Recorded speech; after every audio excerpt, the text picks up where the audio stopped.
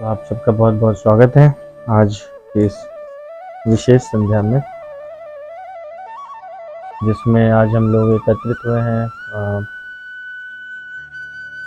भगवत गीता के अध्याय 7 के श्लोक संख्या 25 और 26 के लिए। तो आप सबका बहुत बहुत आभार कि आप अपनी व्यस्त दिनचर्या से समय निकाल करके और इस पुनीत कार्य में जो अपने जीवन को और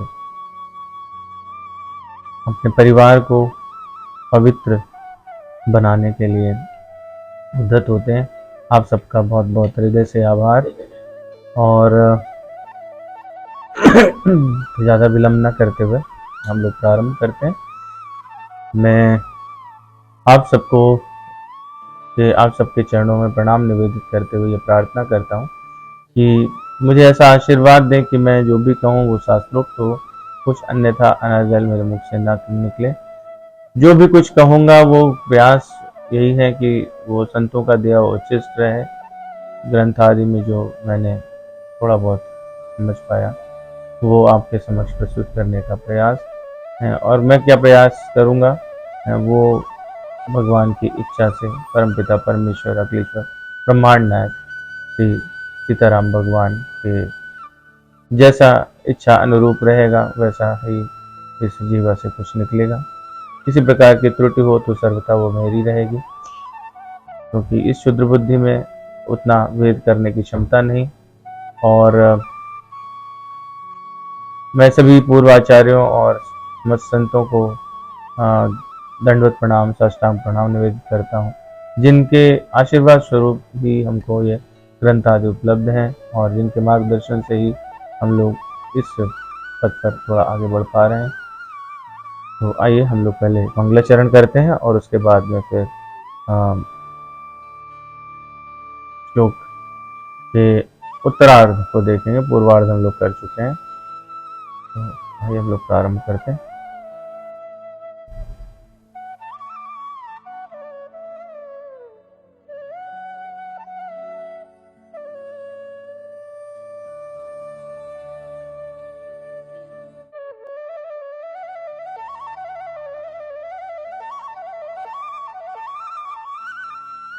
वर्णानामर्थसंघानां रसानां छन्दसामपि मंगलानां च कर्तारो वन्दे वाणी विनायकौ भवानी शंकरौ वन्दे श्रद्धा विश्वासरूपिणौ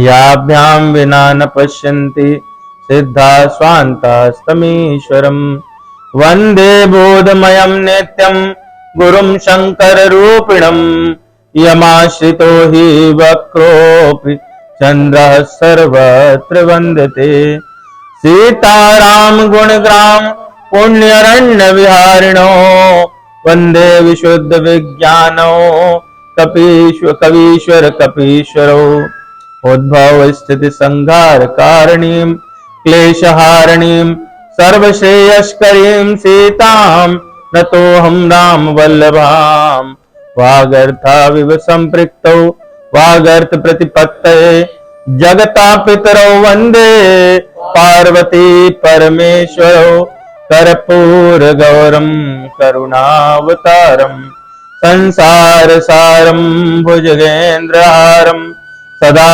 वसन्तं हृदयारविन्दे भवं भवानी सहितं नमामि। ॐ अज्ञानतिमिरान्धस्य ज्ञानाञ्जनशलाकया चक्षुरुन्मीलितं येन तस्मै श्री गुरवे नमः। श्रीचैतन्यमनोभीष्टं स्थापितं येन भूतले स्वयं रूपः कदा मह्यं ददाति स्वपदान्तिकम्। वन्देऽहं श्रीगुरोः श्रीयुतपदकमलं गुरु श्रीगुरून् वैष्णवांश श्रीरूपं साग्रजातं सगण रघुनाथान्वितं तं सजीवं साद्वैतं सावधूतं परिजन सहितं कृष्ण चैतन्य देवं श्रीराधा कृष्ण पादान् सगण ललिता श्री विशाखान्वितांश हे कृष्ण करुणा सिंधु दीन बंधु जगतपते गोपेश गोपिका कांत राधा कांत नमोस्तुते। तप्त कांचन गौरांगे राधे वृंदावनेश्वरी वृषभानुसुते देवी प्रणमामि हरिप्रिये। वाञ्छा कल्पतरुभ्यश्च कृपा सिन्धुभ्येव च पतितानां पावनेभ्यो वैष्णवेभ्यो नमो नमः। श्री कृष्ण चैतन्य प्रभु नित्यानंद श्री अद्वैत गदाधर श्रीवासादि गौर भक्त वृंद। हरे कृष्ण कृष्ण कृष्ण हरे हरे हरे राम राम राम हरे हरे। शांताकारं भुजगशयनं पद्मनाभं सुरेशं विश्वाधारं गगन सदृशं मेघवर्णं शुभांगं लक्ष्मीकान्तं कमलनयनं योगविरजानगम्यं वन्दे विष्णुं भवभयहरं सर्वलोकैकनाथं। यं ब्रह्मा वरुणेन्द्र रुद्रमरुता स्तवन्वन्ति दिव्यैस्तवैर्वेदैः साङ्गपदक्रमोपनिषदैर्गायन्ति यं सामगा ध्यानावस्थिततद्गतेन मनसा पश्यन्ति यं योगिनो यशान्तं नाविदो सुरासुरगणा देवाय तस्मै नमः।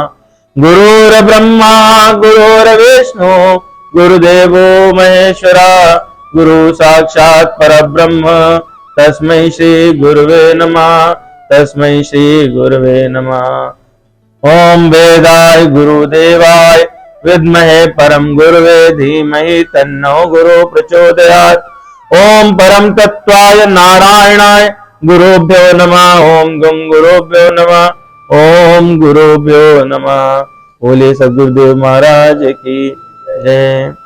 बोले श्री श्री श्री सीताराम भगवान की जय। बोले वृंदावन बिहारी लाल की जय। उमापति महादेव की जय। पवन सुत हनुमान की जय। गौ माता की जय। श्री श्री राधा श्याम सुंदर भगवान की जय। तो हम लोग कौन से श्लोक की चर्चा कर रहे थे? क्या था श्लोक? अच्छा, उसमें क्या बात हुई थी?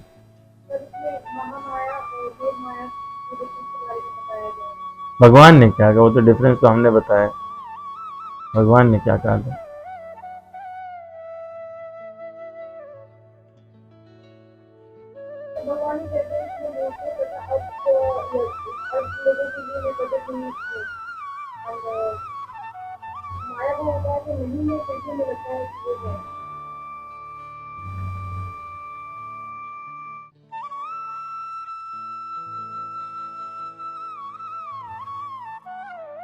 श्लोक जो है वो हमारा श्लोक संख्या 25, जिसका हम पूर्वार्ध यानी पहला पार्ट वो उस पर हम लोगों ने चर्चा की थी। ना हम प्रकाशा सर्वस्य योग माया समावृत मूढ़ोऽयं नाभिजानाति लोको मामजम् अव्ययम्। भगवान ने क्या कहा कि मैं सभी लोगों के लिए प्रकाशित नहीं होता हूँ, सब लोगों को दर्शन नहीं देता हूँ। क्यों? क्योंकि मैं योग माया समावृता, योग माया के द्वारा ढका रहता हूँ। तो योग माया के विषय में हम लोगों ने क्या समझा? योग माया क्या है?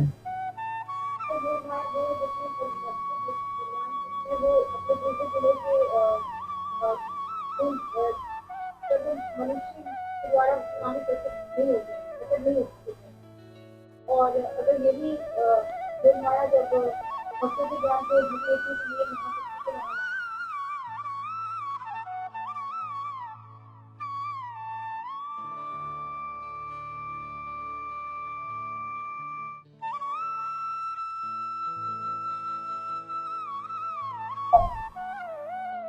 चलो अच्छी बात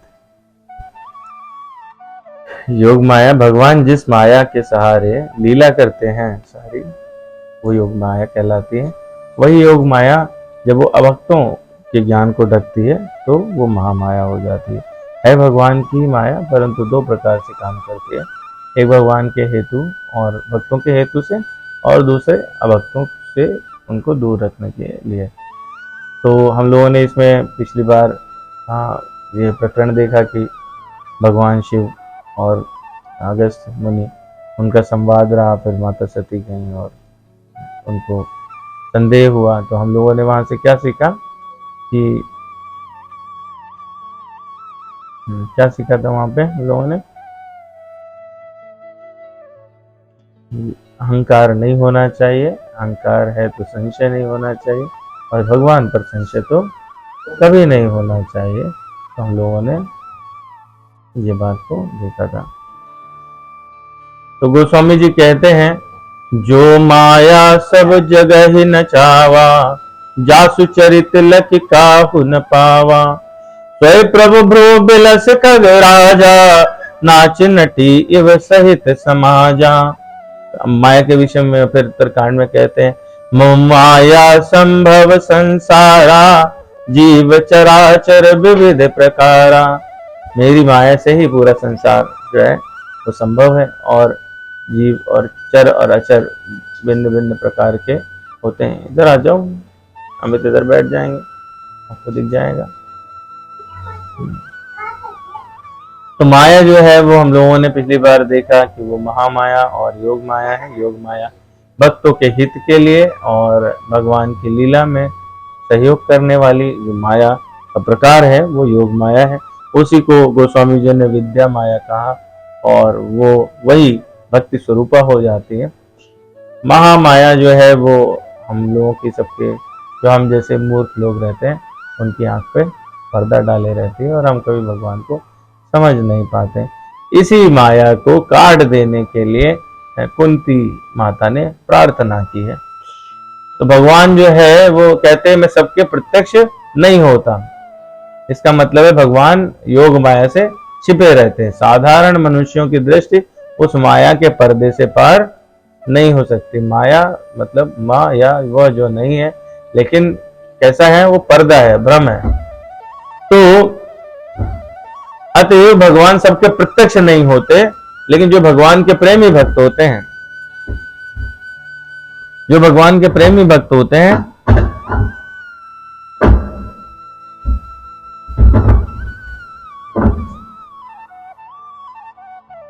तो उनके लिए भगवान वही योग माया सहायक हो जाती है और प्रकट हो जाते हैं। तो कैसे प्रकट हो जाते हैं? क्योंकि उनके लीला में, उनके रूप में, उनके प्रभाव में, उनके गुण में उनको दो चीजें होती हैं जो परम आवश्यक हैं, जो बिल्डिंग ब्लॉक हैं। किसी बिल्डिंग को बनाने के लिए ब्लॉक चाहिए होते हैं, नींव में रखने वाली ईंट। तो वो नींव में रखने वाली ईंट जो है वो दो चीजें हैं, श्रद्धा और विश्वास। अगर हम लोग देखें तो जो हमारा सांसारिक लौकिक वातावरण है, उसमें भी इन दोनों की उतनी ही प्रबल महानता है। जब तक आप किसी के ऊपर विश्वास नहीं करते, तब तक आपका परस्पर संबंध बन नहीं सकता। कोई लौकिक जगत में भी कार्य बिना श्रद्धा और विश्वास के नहीं हो सकता, तो पारलौकिक में तो संभव ही नहीं है।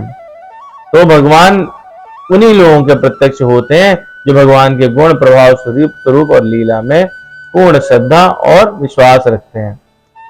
तो इसी से कुंती माता प्रार्थना करती हैं। बड़ी सुंदर प्रार्थना है, हम लोग लेंगे तो लंबा हो जाएगा। तो उसमें जहां पर उन्होंने माया की बात की, मैंने सिर्फ उतना ही श्लोक लिया। माया जवनिका छन्नम अज्ञादो दक्षम अव्ययम, ना लक्ष्य से मूढ़ दृशा, नटो नाट्य धरो यथा।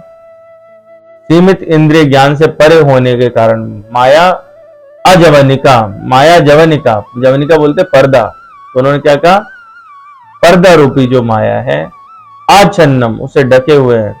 किसके लिए? अज्ञा अदोक्षजम, अव्ययम, अविनाशी। भगवान जो है वो अज्ञानी लोगों के लिए माया के पर्दे से ढके हुए हैं, और यह शाश्वत अव्यय तत्व है। भगवान के लिए कहते हैं आप मूर्ख दर्शक के लिए ठीक उसी प्रकार से अदृश्य रहते हैं, जिस प्रकार अभिनयता के वस्त्र पहने हुआ कलाकार पहचान में नहीं आता। भगवान विभिन्न प्रकार की लीलाएं करते हैं, बाल लीला करते हैं, कभी वो माता से दामोदर लीला करते हैं, रस्सी में बांधे जाते हैं, रोते हैं, माँ उनको डांट लगाती है। इसी प्रकार से भगवान राम की भी विभिन्न बाल लीलाएं हैं, जिसमें वो छोटे छोटे धनुष बाण लेकर के शिकार करते हैं। चारों भैया आपस में कबड्डी और विभिन्न प्रकार के पतंग का खेल, ऐसे बहुत सारे खेल खेलते हैं। जंगल में भी शिकार करने जाते हैं। तो कोई दूर से देखे तो कहे हाँ बच्चे जो है धनुष लेकर खेल रहे हैं, तो ये किस प्रकार होगा, ये क्योंकि उनको वो साधारण मनुष्य की तरह दिखाई देंगे, वो उस लीला का आनंद भी नहीं ले पाते। तो उनको ही जो है वो यहाँ पर भगवान ने मूर्ख कहा। वही गोस्वामी जी ने भी उनको वैसी संज्ञा दी है।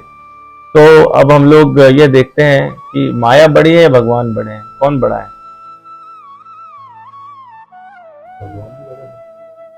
कहाँ बड़े हैं? भगवान बड़े होते तो आपको दिख जाते हैं। ऐसे कैसे? भगवान ने तो सब कुछ कहा, आप उनकी सब बात मानते कहाँ है? कौन मानता है भगवान की बात? कोई नहीं मानता।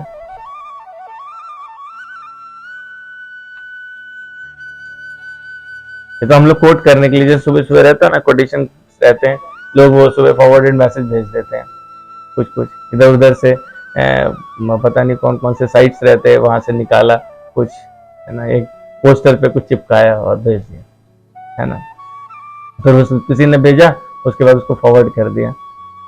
तो हम लोग जो है वो बातें फॉरवर्ड करते रहते हैं, बातें समझने का प्रयास तो नहीं करते हैं। चले क्या, तो माया बड़ी है या भगवान बड़े? हमें तो लगता है माया ही बड़ी है। अगर माया बड़ी नहीं होती तो भगवान बड़े होते तो हमको कुछ तो पता चलता। तो बताइए कैसे बड़े हैं आप बताओ। ये तो सब अभी हमने पढ़ी लिखी बातें बताई, मैंने तो अपनी फीलिंग बताई है। मुझे तो लग रहा है माया बड़ी है।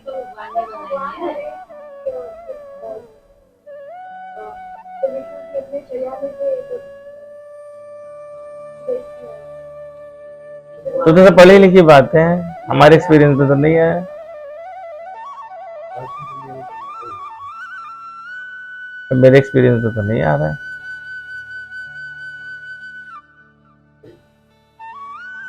तो सारी किताबों में लिखा है, हम लोगों ने पढ़ लिया, हम लोग कहते जा रहे हैं, हम लोग ऐसे कहते जा रहे हैं, हम लोग तो ऐसे कहते जा रहे हैं ना, वो किताब में पढ़ा, हम लोग ऐसा कहते जा रहे हैं, ठीक है। लेकिन ये बात एक्सपीरियंस में है क्या? वही बात है, कहने की बात अलग है और प्रैक्टिकली किसी के जीवन में ऐसा हुआ है कि भगवान ने माया हटा दी, बोले हम बड़े हैं, देख लो, आज तो देख लो। उसी को नजर आया। अच्छा, चलो ठीक है, मतलब अपन में से तो कोई ऐसा नहीं है जिसको भगवान नजर आए। चलो ठीक है, कोई बात नहीं। तो अभी सबका मत है कि माया छोटी है, भगवान बड़े हैं, यही है ना आप लोग के कंसेंसस? ठीक है, मेरा तो अभी उल्टा चल रहा है। हाँ, अब इसमें जो है, जो आप देखते हो, बादल कैसे हैं? माया जैसे, भगवान सूर्य जैसे, ठीक है। तो माया जो है वो भगवान को ढक लेती है, तो माया बड़ी हुई, भगवान बड़े हुए।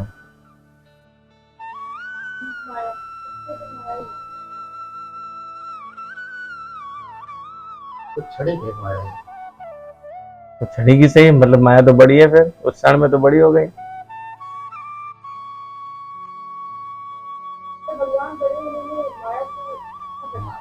माया को भगवान ने कहाँ ढका है? बादल, जो बादल बनाए, माया रूपी बादल बनाए, भगवान ने ही अपना रूप बीच में डाला है। हाँ, तो लेकिन मतलब माया ने ढक लिया ना भगवान को, तो बड़ी तो माया हो गई। कह सकते, लेकिन नहीं।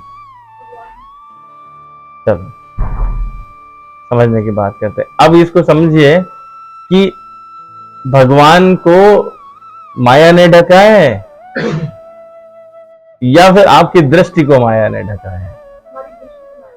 हाँ, भगवान तो शाश्वत थे, हैं, अगर माया रूपी बादल है तो वो किसके, आपकी दृष्टि के सामने है, इसलिए भगवान नहीं दिखाई देते। भगवान तो थे, हैं और रहेंगे, ठीक है। लेकिन जो माया रूपी बादल है वो हमारी दृष्टि के सामने होने के कारण हमको वो बड़ा दिखाई देता है और हम नहीं समझ पाते कि इस पर्दे के पीछे है, मोटे पर्दे के पीछे, यही अगला श्लोक है एक्चुअली, मोटे पर्दे के पीछे कौन छिपा हुआ है। तो पर्दे के पीछे जो रहता है वो बाहर देख लेता है सारा। आजकल जैसे वो विंडो आ गए ना इस टाइप वाली है, क्या बाहर से देखो तो उसमें कुछ नहीं दिखाई देता, पर अंदर से आप सारी चीज देख सकते हैं, है ना। तो बादल ने किसको ढका है, सूर्य को या दृष्टि को, दृष्टि को है। तो इसलिए जो है बड़े तो भगवान ही हैं, लेकिन हमें हमारी दृष्टि ढकी होने के कारण ऐसा लगता है कि सूर्य बड़े हैं। ईशोपनिषद में ब्रह्मा जी नहीं, एक भक्त प्रार्थना करता है, क्या कहता है, हिरण्यमेन पात्रेण सत्यस्यापि हितं मुखम तत्त्वं पूषन्न पावृणो सत्य धर्माय दृष्टते। हे भगवान, आप समग्र ब्रह्मांड के पालक हैं, आपकी भक्ति सर्वोच्च धर्म है, अतः मेरी प्रार्थना है कि आप मेरा भी पालन करें। आपका दिव्य रूप योग माया से आवृत है। इसलिए विभिन्न शास्त्रों से हम उदाहरण लेते हैं ताकि ये बात की पुष्टि हो जाए, इसका कोई दूसरा रीजन नहीं है। एक बार कहने पे भी वही बात है, 4 बार कहने पे भी वही बात है, लेकिन क्या है कि अलग अलग शास्त्र एक ही बात कह रहे हैं, तो हमारे ऊपर, क्योंकि हम लोग ऐसे कलयुग के लोग हैं ना, उन्हें एक की बात पे यकीन नहीं होता, बोले अच्छा उसने भी यही कहा, उसने भी यही कहा, और तुम किसको वोट दोगे, तुम किसको दोगे, अच्छा इसका मतलब यही आदमी सही है, इसको वोट दे देते हैं। हम लोग की जो स्थिति है वो कुछ ऐसी है। इसलिए तो ब्रह्म ज्योति आपकी अंतरंगा शक्ति का आवरण है, कृपया इस तेज को हटा लें, क्योंकि यह आपके सच्चिदानंद विग्रह के दर्शन में बाधक है। भगवान अपने दिव्य सच्चिदानंद रूप में ब्रह्म ज्योति की अंतरंगा शक्ति से आवृत हैं। तो 2 हो गई शक्तियां, एक बहिरंगा शक्ति हो गई, एक अंतरंगा शक्ति हो गई। तो बहिरंगा शक्ति महामाया है, अंतरंगा शक्ति योग माया है, और एक तीसरी जो है, एक तीसरा दर्शन है जिसे तटस्थ शक्ति की भी बात हुई, तो वो तटस्थ शक्ति आप हैं, जीव हैं, जिसको इजाजत, मतलब वो तट पे है, ऐसे समझो कि नदी या समुद्र के तट पे है। एक बहिरंगा शक्ति है और एक अंतरंगा शक्ति है। उसकी इच्छा है कि वो तट पे लगा रहे और वो चाहे समुद्र में जाके डूब जाए, समुद्र भवसागर हो गया, और बाहर जो जमीन है, जो उजला हिस्सा है वो भगवान हो गए। तो वो उसको फ्री विल है, स्वतंत्र इच्छा है, मन करे तो आप जाओ बढ़िया, है ना, टांगे फाड़ो, और मन करे तो आप जो है आकर के प्रसाद पाओ, एकादशी का व्रत रखो। तो ये आपके ऊपर है कि आप क्या करना चाहते हैं। भगवान ने आपको ये स्वतंत्र इच्छा दे रखी है, ठीक है। इसी को ब्रह्मा जी स्तुति करते हैं भागवत पुराण में, कहते हैं गुणात्मने स्तपि गुणान विमातुम एतावर्णीवतीर्णस्य काईशरेश्य कालेन यैर्वा विमिताः सुकल्पभूपांसवा खेमहिकादयो वास। समय के साथ विद्वान, दार्शनिक, विज्ञानी पृथ्वी के सारे परमाणु, हिम के कण, ये शायद सूर्य, नक्षत्र तथा ग्रहों से निकलने वाली ज्योति कणों की भी गणना करने में समर्थ हो सकते हैं। लोग चाहें तो ये सब कर सकते हैं, लेकिन इन विद्वानों में कौन ऐसा है जो आप में अर्थात पूर्ण पुरुषोत्तम परमेश्वर में निहित असीम दिव्य गुणों का आकलन कर सके। ऐसे भगवान समस्त जीवात्माओं के कल्याण के लिए इस धरती पर अवतरित हुए हैं। श्लोक को क्यों लिया, इसलिए कि भगवान जो असीम गुण वाले हैं वो संतों के, साधुओं के, भक्तों के कल्याण के लिए धराधाम पर अवतार लेते हैं। तो ये बात हुई कि भगवान क्यों आते हैं, लेकिन भगवान के विषय में, भगवान अपने विषय में क्या कह रहे हैं, यहां पर कह रहे हैं योग माया समावृता, और फिर मूलो एम नाभिजानाति लोको माम अजम अव्ययम। मूर्ख लोग नहीं जानते, क्या नहीं जानते, कि मैं अजन्मा और अविनाशी हूं, मैं योग माया से ढका हुआ हूं, अल्पज्ञों के लिए प्रकट नहीं होता हूं, लेकिन मूर्ख लोग ये बात नहीं जान पाते कि मैं अजन्मा और अविनाशी हूं। तो क्यों नहीं जान पाते? क्यों नहीं जान पाते? तो उसमें दो, क्योंकि एक कारण तो यही हो गया कि माया से ढके हुए। दूसरा कारण मैंने अभी बताया, बिल्डिंग ब्लॉक्स नहीं है उनके पास, जिनके सहारे वो प्रयास करते और समझ पाते, वो वाला हिस्सा ही उनके पास नहीं है। वो क्या था, क्या है जो सबसे आवश्यक है भगवान तक पहुंचने के लिए? सबसे पहली चीज जो आप में जरूरत है वो क्या है? श्रद्धा और विश्वास। जब तक श्रद्धा नहीं उत्पन्न होगी तब तक उस मार्ग पर हम आगे नहीं बढ़ पाएंगे। श्रद्धा कैसे उत्पन्न होगी? बनिए की दुकान से खरीद लाएंगे, 2 किलो श्रद्धा देना। श्रद्धा कैसे उत्पन्न होगी? विश्वास तो बाद में आएगा। कैसे उत्पन्न होगी श्रद्धा? आपकी श्रद्धा किसी के प्रति कैसे उत्पन्न होती है? कोई साधु महात्मा को देखते हो ना, कहते हैं हमारी उनके प्रति श्रद्धा है। तो कहते हैं ना हमें साईं बाबा से श्रद्धा है। वो आचरण से।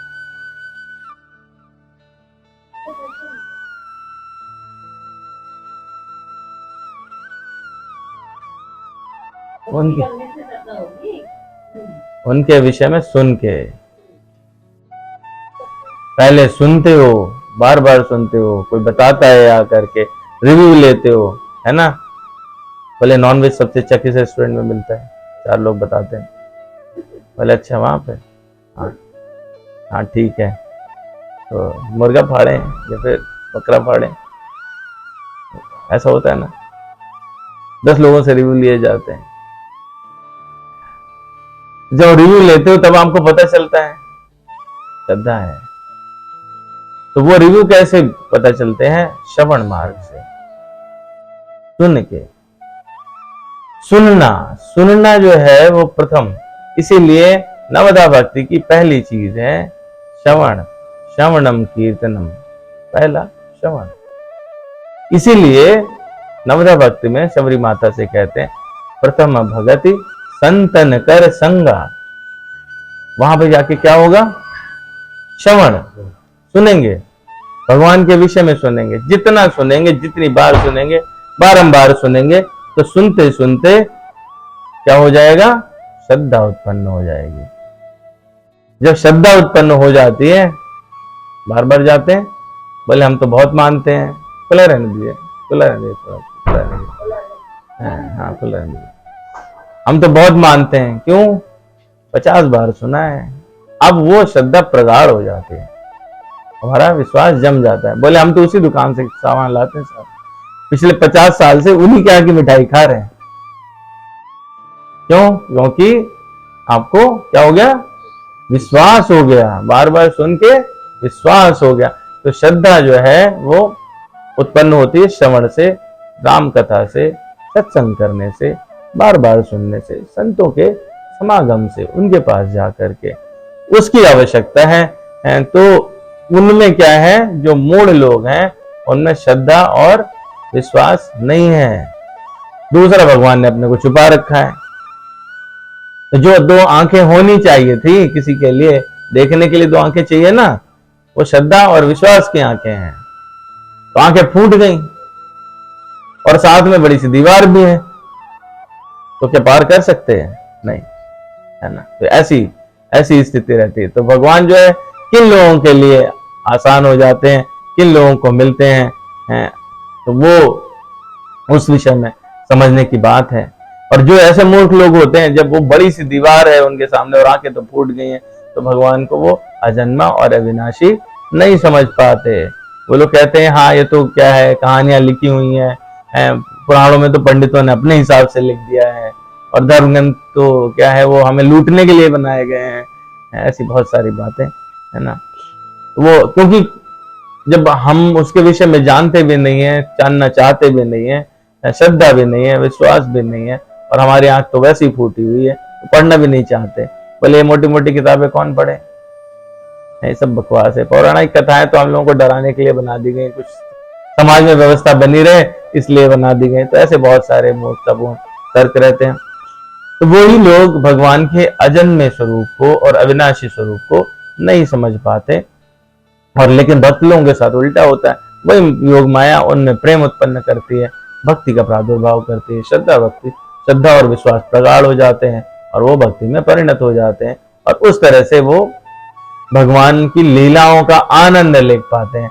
उन्हें भी भगवान उस रूप में, चतुर्भुज रूप में नहीं दिखाई पड़ रहे हैं, लेकिन वो एक फीलिंग रहती है ना, जैसे रहता है कि हम, आप ऐसा बोलते हैं हमें उनका विशेष प्रभाव, उनके पास जाते हैं तो हमको एक विशेषता लगती है, ऐसा होता है ना सबके साथ।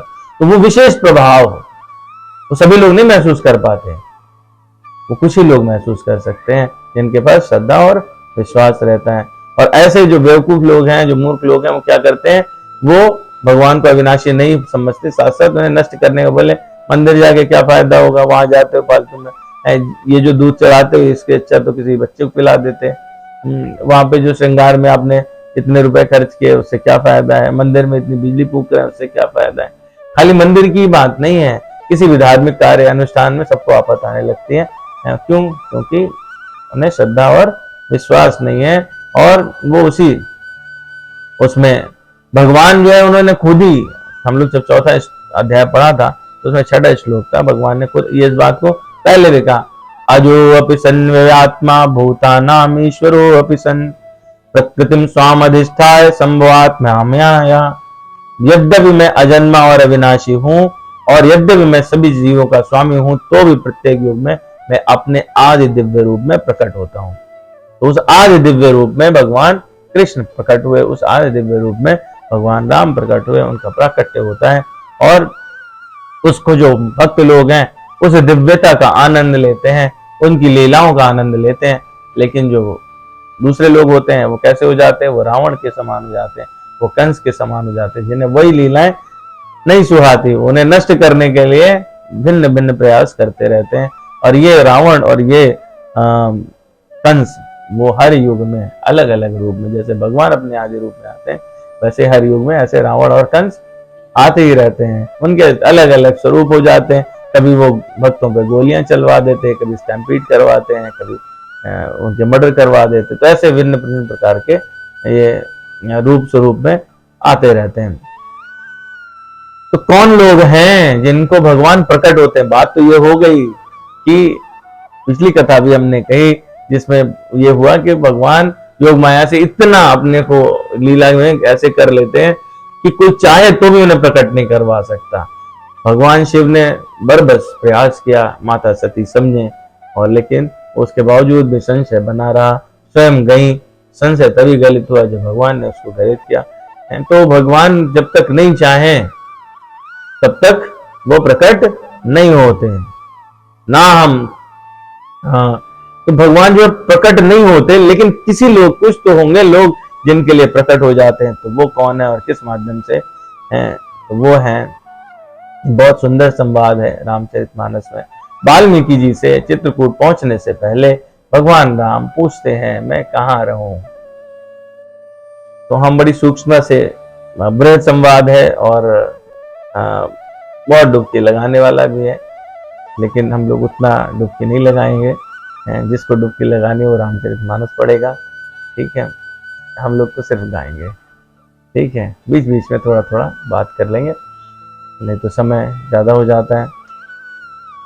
तो वाल्मीकि जी से पूछ रहे हैं, और वाल्मीकि जी जवाब दे रहे भगवान राम को। भगवान राम वाल्मीकि जी के आश्रम पहुंचे, और वहां उन्होंने कहा कि रास्ते से जा रहा था, आपका दर्शन किया, अब मुझे आप बताओ कि मैं कहाँ रहूं। तो कहते हैं वाल्मीकि, जग पे कन तुम देख निहारे, बेप्र हरि शंभु नचाव निहारे, तेऊ न जानहि मरम तुम्हारा, और तुम्हें को जान निहारा। पूरे संसार को तुम कैसे देखते हो? जैसे कि एक नाटक रंगमंच है, और तुम उसको उस दृष्टि से देखते हो, और तुम्हारी जो लीलाएं हैं उनको हरि यानी विष्णु, शंभु है ना, और विधि, विधि मतलब ब्रह्मा जी हैं, ब्रह्मा विष्णु महेश, ये भी उस में सहयोग करते हैं, लेकिन उसको पूरी तरह से जान नहीं पाते। तो न जान नहीं मर्म तुम्हारा, वो तुम्हारा मर्म नहीं जानते, तो तुमको कौन समझ पाएगा। फिर भी सोई जान जही देहु जनाए, जानत तुम्हें तुम्हें हो जाए। कौन समझ पाएगा? जिसको खुद तुम प्रकट हो जाओ, खुद प्रकट कर दो, जिसको चाहो कि इसको प्रकट हो जाए, वही समझ पाएगा। और उसका क्या स्वरूप हो जाता है? जानत तुम्हें तुम्हें हो जाए।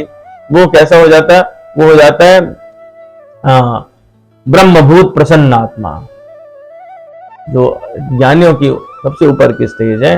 भगवान जिसको चाहते हैं कि तुम मुझे समझ जाओ, उसके अंदर प्राकट्य हो जाता है, वो ज्ञान प्राकट्य हो जाता है और वो भगवान को उस प्रकार से देखने लगता है। तो वो कैसा हो जाता है? इतना प्रसन्न हो जाता है, कभी उसकी प्रसन्नता जाती नहीं है। वो कहलाता है ब्रह्मभूत प्रसन्नात्मा। सोई जान जही देहु जनाए, जानत तुम्हें तुम्हें हो जाए। तुम्हारे ही कृपा तुम्हारे रघुनंदन, जाने भगत भगत और चंदन। चिदानंदमय देह तुम्हारी, विगत विकार जाने अधिकारी। नर तनु धर ओ संत सुर काजा, करहु करहु जस प्राकृत राजा। क्यों आपने लिया शरीर? नर तनु धर ओ संत सुर काजा, संतों के, साधुओं के और देवताओं के कार्य के लिए, और जैसे राजा कार्य करते हैं उस तरह से, लेकिन मनुष्य रूप में साधारण होकर के अब वो सब कार्य करके दिखा रहे। राम देखी सुनी चरित तुम्हारे, जड़ मोह बुध हो ही सुखारे। हैं तो यहाँ पर क्या बता रहे हैं? यही बात बता रहे हैं कि मैं सबके लिए प्रकाशित नहीं होता हूं, मैं सबके लिए प्रकाशित नहीं होता हूं। नाम प्रकाशित योग माया समावृता। राम देखी सुनि चरित तुम्हारे, जड़ मोह। जड़ मतलब मूर्ख लोग, मूर्ख लोगों को मोह उत्पन्न हो जाता है, वो संशय करते हैं।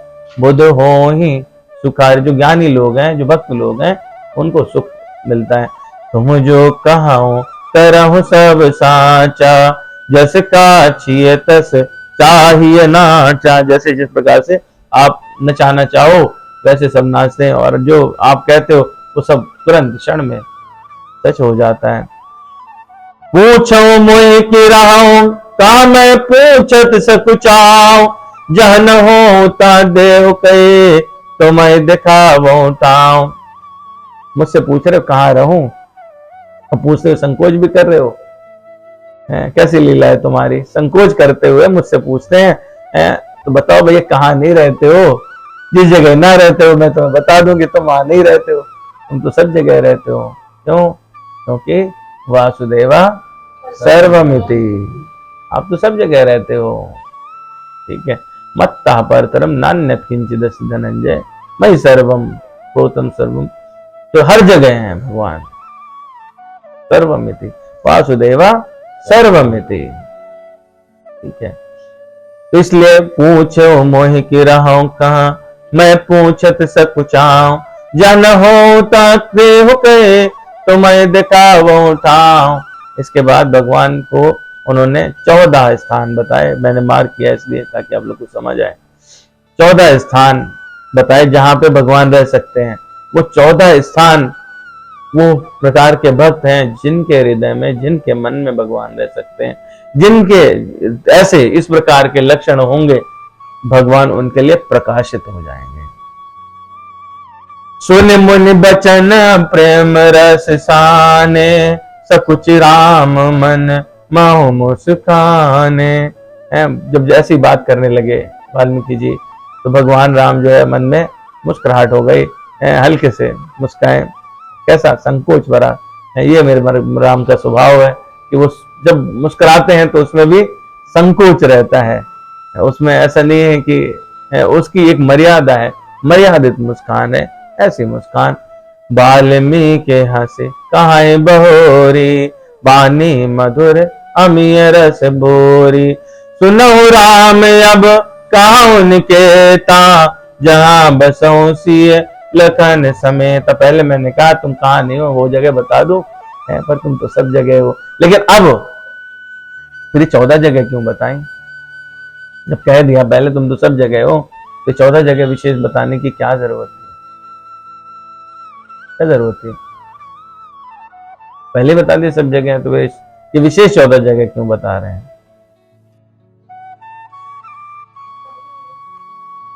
हमको जानते हैं अपने अंदर से। तो पहले ही जान गए भगवान तो सब जगह।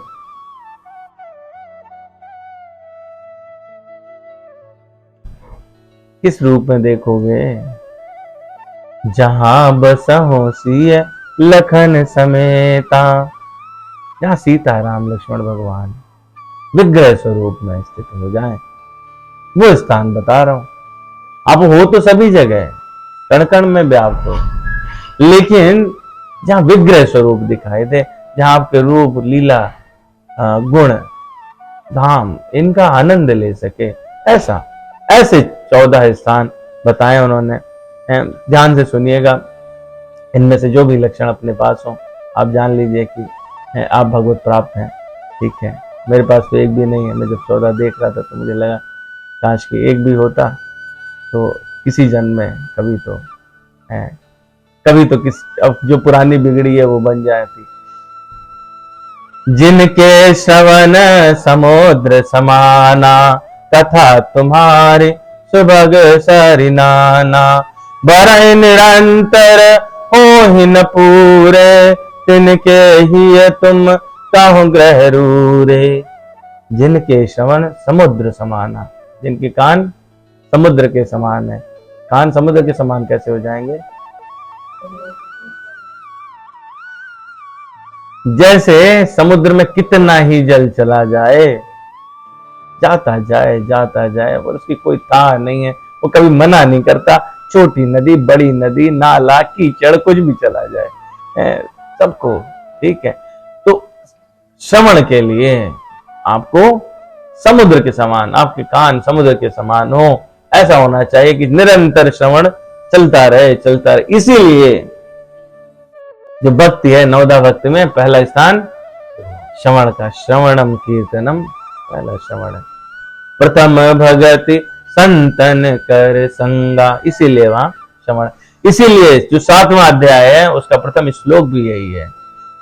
क्या कहते हैं भगवान? भगवान वाच मैया सक्तमना पार्थ, योगम युंजन मदाश्रया, असंशयम समग्रम माम ताज्ञा ससिताक्षुणु।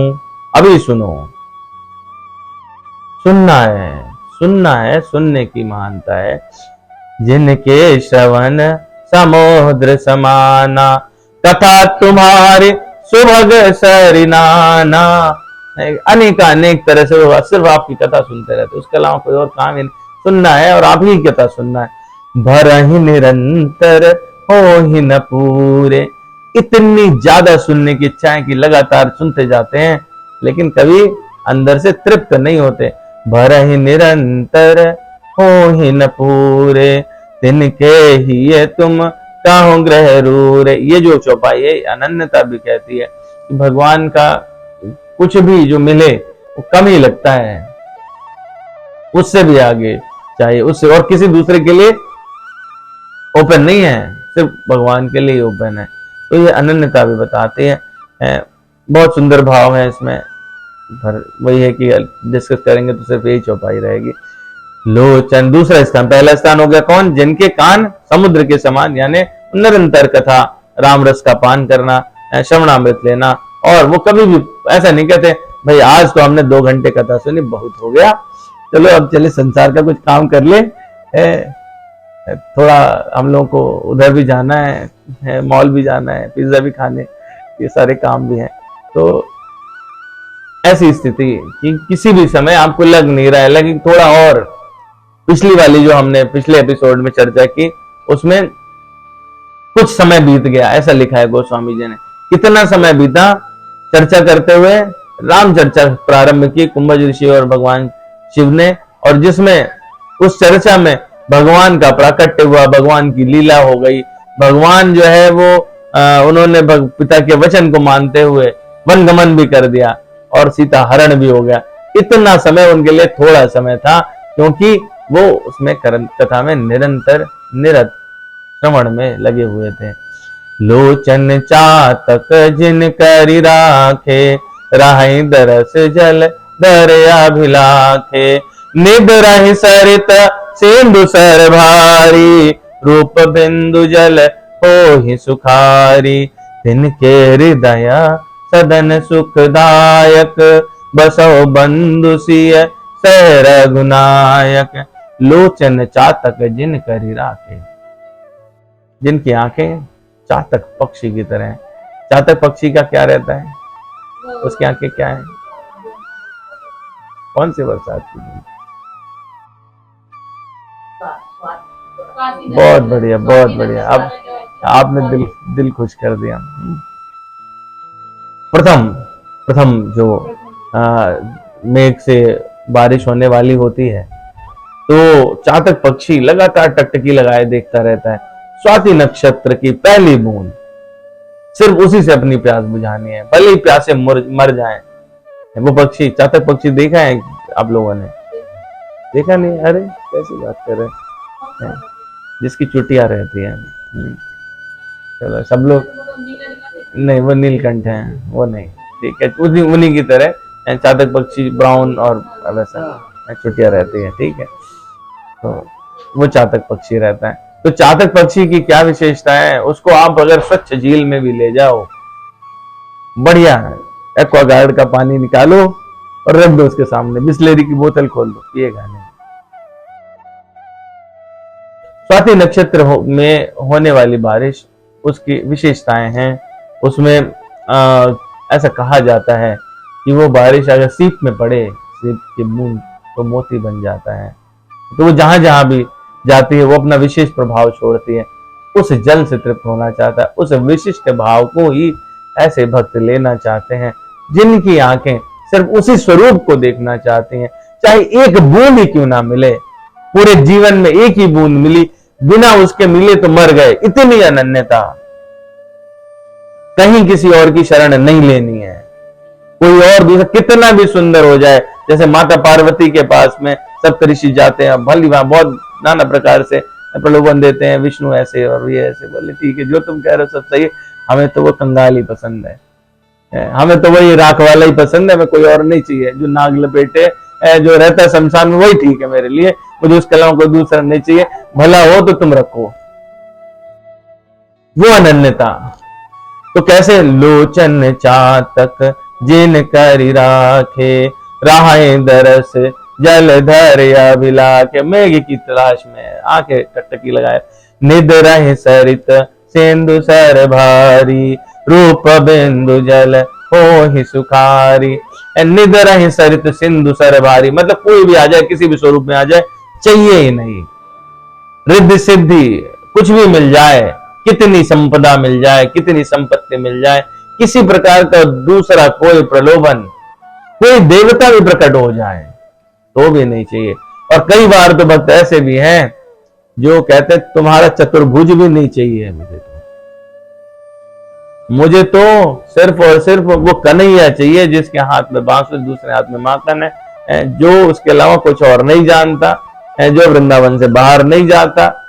तू अगर वृंदावन के बाहर खड़ा है तो मुझे तेरे दर्शन नहीं करने, तू लौट जा। विशेष रूप से बहुत सारे ऐसे महात्माओं की कथाएं इस प्रकार से भी हैं कि बोले अच्छा, बोले आज तू तो बहुत दिनों से तरसा हुआ, दर्शन देने आया हूं। बोले दर्शन देने आया? बोले कौन कौन है, आके खोल। बोले नहीं खोलूंगा। कौन आया है? बोले मैं आया हूँ। बोले मैं कौन? बोले मैं कान्हा। बोले अच्छा कैसा कान्हा? बोले हाथ में बांसुरी लेके आऊं। अच्छा ठीक, और कौन आया साथ में? बोले कोई नहीं, मैं तो अकेला, तो चले जाओ,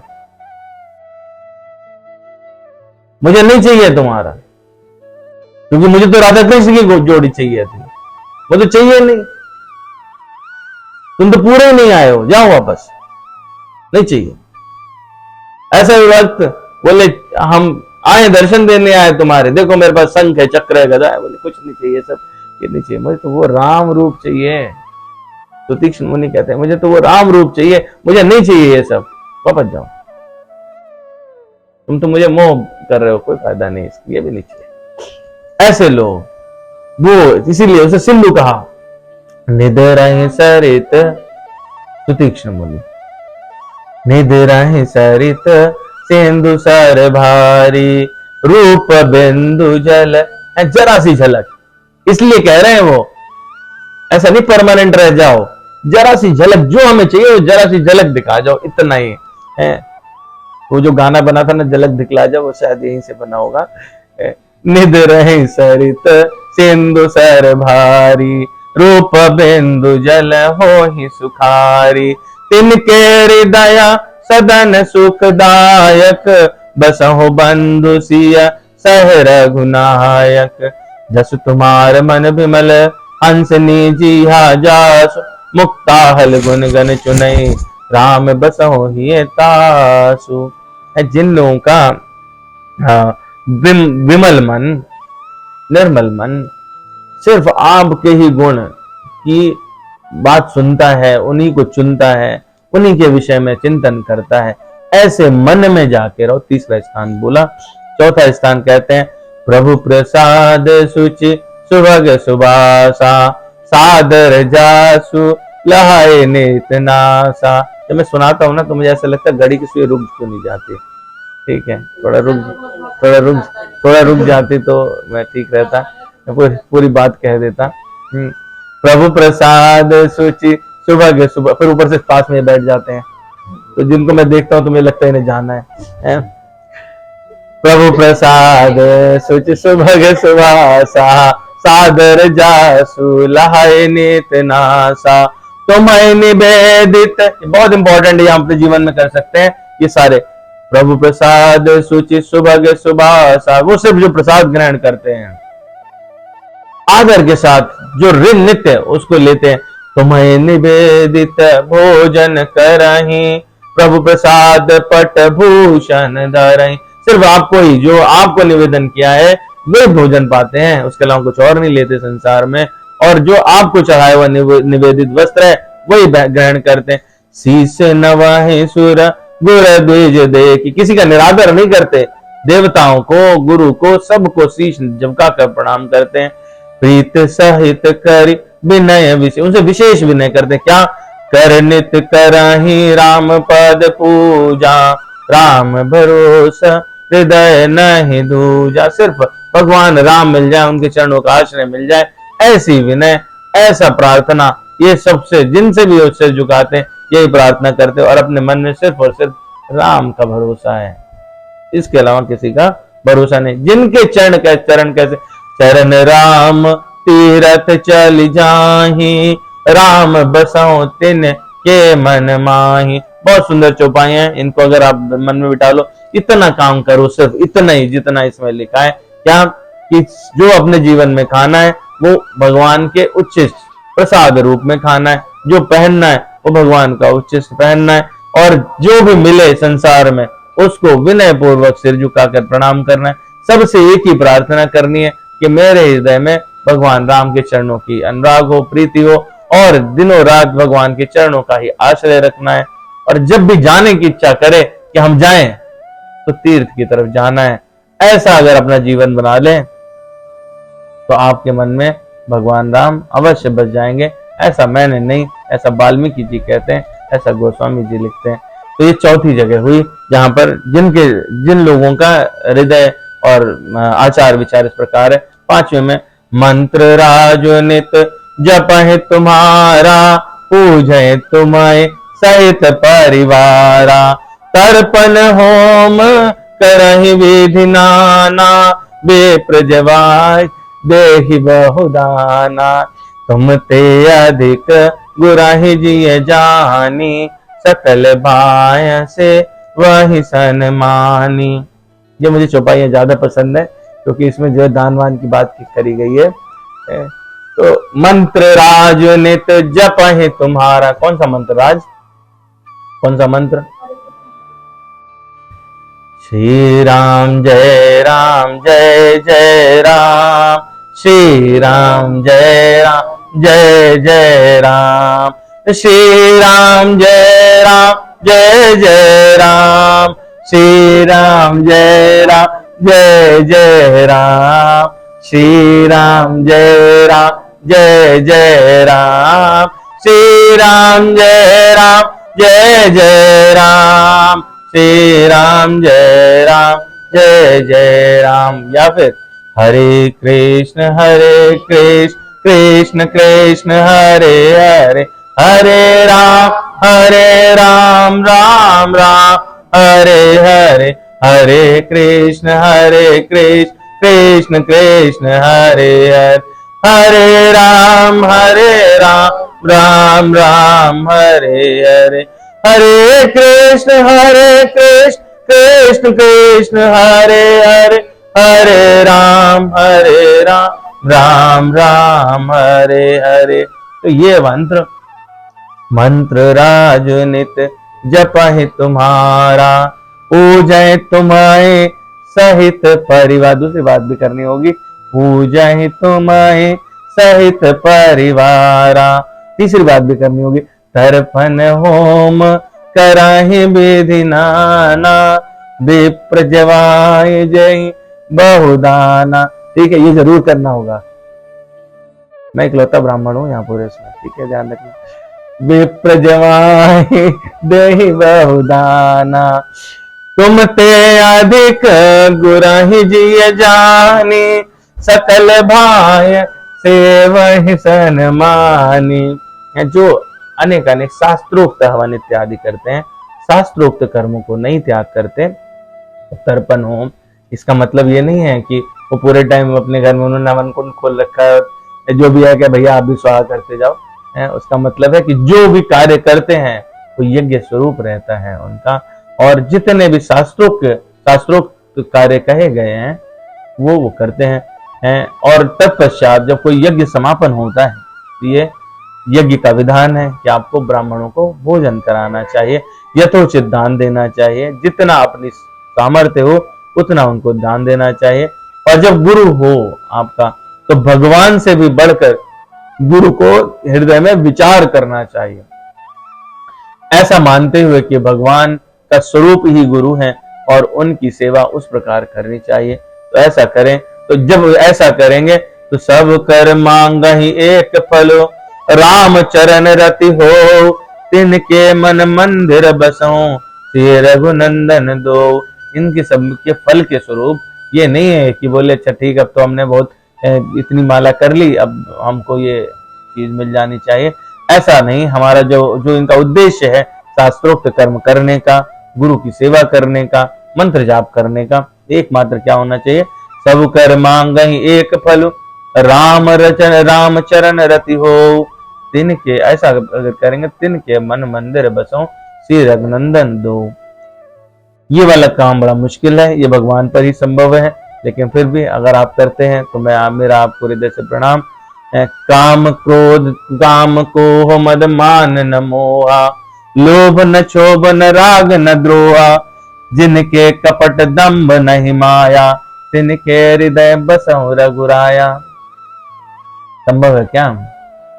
हमें से कोई ऐसा है क्या?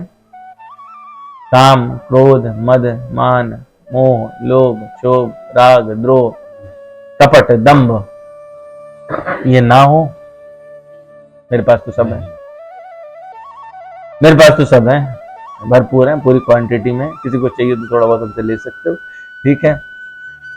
जिनके पास ना है ये, उनके हृदय में भगवान राम। वैसे इसका एक बहुत प्रामाणिक और अभूतपूर्व उत्तर है, आप भगवान को बिठाने की कोशिश करो, ये अपने आप ही चले जाते हैं। इनको हटा के भगवान को बिठाने की कोशिश करेंगे तो ये कभी होगा नहीं। हमारा दुश्मन इतना प्रबल है कि हमारे अपने साधन से, हमारी अपनी सामर्थ्य से ये संभव नहीं है, संभव नहीं है। किसको बिठाना होगा हृदय में?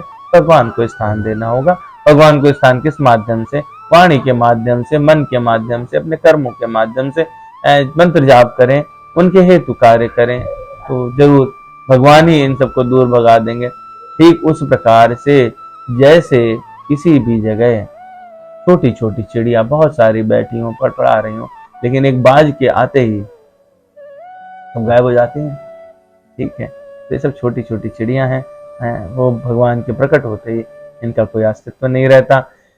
तो सबके प्रिय सबके हितकारी। ऐसे कुछ कुछ लोग मिलते हैं समाज में। दुख सुख सरिस प्रशंसा गारी, कहाई सत्य प्रिय बचन विचारी, जग सोवत शरण तुम्हारी। तुम्हें छाण गति दूसर नाही, राम बसहु तिन के मन माही। जो सबके लिए कल्याणकारी कार्य करते हैं, सबका दुख उनका दुख हो जाता है, प्रशंसा को लेते नहीं और हमेशा सत्य प्रिय वचन ही कहते हैं। संसार का सेवा करना, आपकी सेवा करना, जागते हुए सोते हुए आपकी शरण लेना, ऐसी गति हो जिनकी, इसको छोड़ के कोई दूसरी गति न हो, यह भी अनन्यता का स्वरूप है। राम आप उनके मन में बसिए। जननी सम जानहि पर नारी, ये हमारा समाज है। जो उपदेश कहा गया, कोई अगर हमारे समाज को गाली देता है, ये 14 आप स्थान, ये 14 उपदेश किसी को सुनाओ, अगर किसी के पास में इनमें से कुछ भी हो, और जिस समाज के प्राणी इनमें से कुछ भी रखने वाले हों, वो समाज कभी दूषित हो सकता है, उस घर में कभी परेशानी हो सकती है, संभव ही नहीं। जननी सम जानहि पर नारी, धन पराव विष ते विष भारी, जे हर सहि पर संपत्ति देखी, दुखित होहि पर विपत्ति विषेखी। जिन्हि राम तुम प्राण प्यारे, तिनके मन शुभ सदन तुम। आपके लिए वो घर शुभ हो जाएगा। कौन? जहां पर जननी सम जान नहीं पर, दूसरी किसी की भी स्त्री को माता के समान देखते हो। ऐसी दृष्टि होनी चाहिए दूसरे की स्त्री के लिए, माता के समान, माता समझे उसको। धन पराव विष ते विष भारी, और दूसरे का जो धन है उसको विष से भी भारी, विष से भी बुरा समझते हुए उससे दूरी रखे। जे हर सह पर संपत्ति दे, दूसरे की उन्नति में हर्ष हो। दुखित हो ही पर विपत्ति विषय, एक दूसरे का क्या विपत्ति देखकर दुखी हो। और जिनको राम आप प्राण से भी ज्यादा प्रिय हो, आपके लिए वो घर शुभ है। नवी जगह उन्होंने कही, स्वामी सखा पितु मात गुर, जिनके सब तुम तात, मन मंदिर तिनके बसों, सीय सहित दो भ्रात। है तो आप दोनों भाई माता सीता के सहित उनके हृदय में आप निवास करें, जो उनके मन में, जिनके लिए आप ही माता है, आप ही पिता है, आप ही सखा है, आप ही गुरु हैं। त्वमेव माता च पिता त्वमेव, त्वमेव बंधुश्च सखा त्वमेव। तो वही वैसा कोई है तो उसके मन में आप निवास करें। आगे क्या कहते हैं? अवगुण तज सबके गुण गाई, विप्रधेनु हित संकट सहाय, नीति निपुण जिन कई जगली का, घर तुम्हारे तिन कर मनुनी का। सारे अवगुण छोड़ देते हैं वो, और सिर्फ आपके ही गुणों का बखान करते हैं। ब्राह्मणों के लिए, गायों के लिए वो विभिन्न प्रकार के संकट सहते हुए उनकी सेवा करते हैं। संसार में कैसे रहना चाहिए, नीति में निपुण है, और ऐसा लोग, उनका मन आपके लिए आपका घर बन सकता है, आप उनके वहां पे रह सकते हैं। गुण तुम्हार समुझाई निज दोषा, यही सब भांति तुम्हारे भरोसा। जो कुछ है वो तुम्हारा ही गुण है, तुम्हारे कारण है, जो अच्छा है, और अपने दोष को समझते हैं। ऐसे लोग जिनको सिर्फ और सिर्फ हर प्रकार से आप ही का भरोसा है। राम भगत प्रिय लागहि जेहि, तहि उर बसहु सहित वे देहि। और राम के भक्त लोग, वो उनको अत्यंत प्रिय हैं, जो अपने दोषों को समझते हैं, आपके गुणों को समझते हैं, सब प्रकार से आप पर भरोसा रखते हैं, और आपके भक्त उनको अत्यंत प्रिय हैं। ऐसे व्यक्ति के आप हृदय में सीता जी के साथ रह सकते हैं। जाति पाति धनु धर्म बढ़ाई, प्रिय परिवार सदन सुखदाई। सब तज तुम्हारे राय और लाई, तय के हृदय राव रघुराई। और जो जाति पाति धर्म धन इत्यादि इनसे ऊपर उठ करके, बड़ाई मान प्रतिष्ठा इनसे ऊपर उठ जाते हैं, और सबको वसुधैव कुटुंबकम की भावना रखते हैं, सबकी सब कुछ छोड़ करके आप पर ही ध्यान लगाते हैं, उनके हृदय में आप जाके निवास करें। सरगु नरकु अपबरगु समाना, जहाँ तहाँ देख धरे धनुबाना। करम बचन मन राउर चेरा, राम करहु तही के उर डेरा। जिनके लिए स्वर्ग, चाहे उन्हें स्वर्ग मिले, नरक मिले, मोक्ष मिले, सब एक जैसा लगता है उन्हें, कोई फर्क नहीं पड़ता, नहीं चाहिए कुछ भी। जहां तहां देखे धरे धनुबाना, और आपको सब जगह ऐसा लगता है कि भगवान मेरे खड़े हैं धनुष बाण लेकर के, ऐसी जिनकी दृष्टि है। सिय राम मैं सब जग जाने, करहु प्रणाम जोरी जुग पानी, ऐसा जिसका मन हो जाए। कर्म बचन मन राउर चेर, जिसके मन कर्म और वचन से वो आपकी ही खाली सेवा करना चाहते हैं। राम करहु तही के उर डेरा। मेरी प्रार्थना है इनमें से कुछ भी आपको मन में पसंद आए उसको अपने जीवन में अपना लीजिए, उसी से कल्याण हो जाएगा। है आपको भी भगवान दर्शन दे सकते हैं, हम सभी को दे सकते हैं। भगवान तो खड़े ही हैं दर्शन देने के लिए, यही इसी समय अभी हमको बस स्वीकार करने की आवश्यकता है, उसी समय तत्क्षण दर्शन हो जाए। भगवान ने तो ये वायदा कर दिया है, रामायण में भी कहा, अध्यात्म रामायण में भी कहा, रामचरितमानस में भी कहा, भागवत पुराण, सब जगह एक ही बात कही है कि बस आप शरणागति लो तत्क्षण। जाहि न चाहिए कबहु कछु, तुम सज सन सहज स्नेह, बसहु निरंतरता सुमन, सोरा और निज गेहु।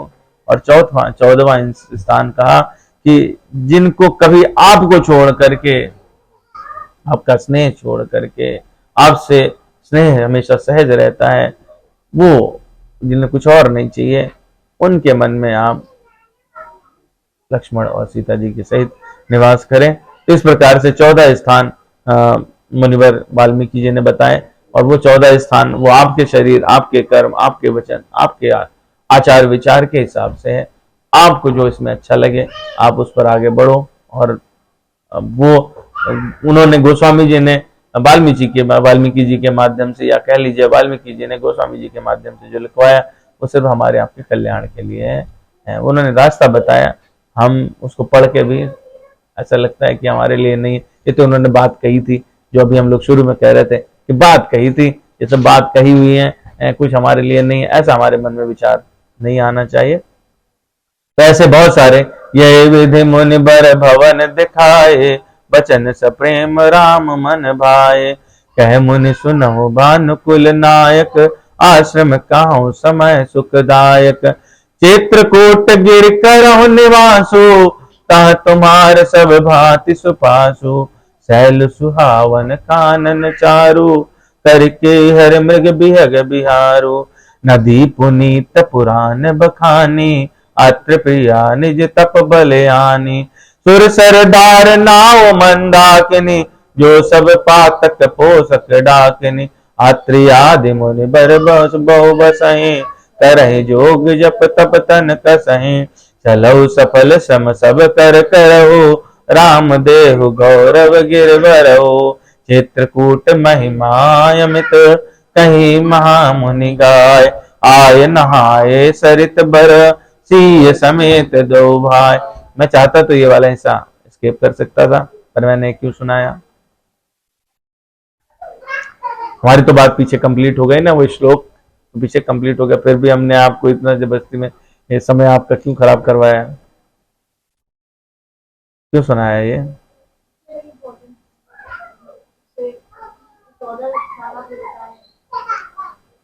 इन सब के पश्चात वो तो उन्होंने कहा कि आप किसके हृदय में, किसके मन में रहेंगे।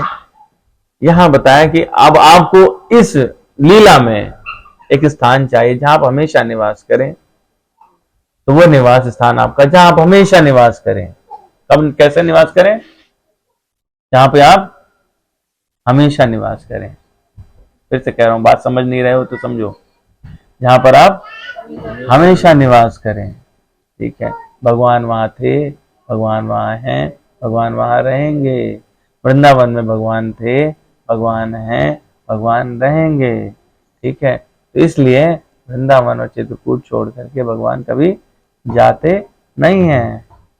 इसलिए उन स्थानों पे आप गए नहीं है, प्रयाग के पास है, प्रयाग के पास है। बहुत सुंदर है, जरूर जाइए, जरूर दर्शन करना चाहिए। अपने जीवन में चित्रकूट के दर्शन जरूर करने चाहिए। रामचंद्र जी रोज बुलाते हैं, ये सब कहें बहाने की बातें हैं। ये मन में जिसके भी पूर्ण संकल्प है उसका जरूर पूरा होता है। वो संकल्प को पूरा करने की युक्ति कि हमको सोचनी है, हम सोचते नहीं है, युक्ति तो भगवान बना देते हैं, तुरंत ही बना देते हैं। ठीक है, तो इसलिए हमने चित्रकूट महिमा अमित कही महामुनि गाय, ये ऐसा नहीं कि उस टाइम के लिए कह दिए उन्होंने, ये हमेशा के लिए। चित्रकूट महिमा अमित, चित्रकूट महिमा अमित कही महामुनि गाय, आए नहाए सरित भर सीय समेत दो भाई। इसीलिए गोस्वामी तुलसीदास जी को चित्रकूट के घाट पे जाना पड़ा मिलने के लिए भगवान राम से। चित्रकूट के घाट पर भई संतन की भीड़, तुलसीदास चंदन घिसे तिलक देत रघुवीर। बोले सियावर रामचंद्र भगवान की जय, पवन सुत हनुमान की जय। जय श्री सीताराम। त्रिपाठी जी जय श्री सीताराम। जय श्री सीताराम, दंडवत प्रणाम। सभी महानुभाव के श्री चरणों में मेरा साष्टांग दंडवत प्रणाम। चित्रकूट सब दिन बसई प्रभु सिय लखन समेत। अभी आपने कहा चित्रकूट भगवान का नित्य धाम है। लौकिक धाम में चित्रकूट की महिमा बताई। अब मैंने चित्रकूट ही चल, विनय पत्रिका में बहुत सारे पद चित्रकूट के लिए दिए गए हैं, 3-4 पद।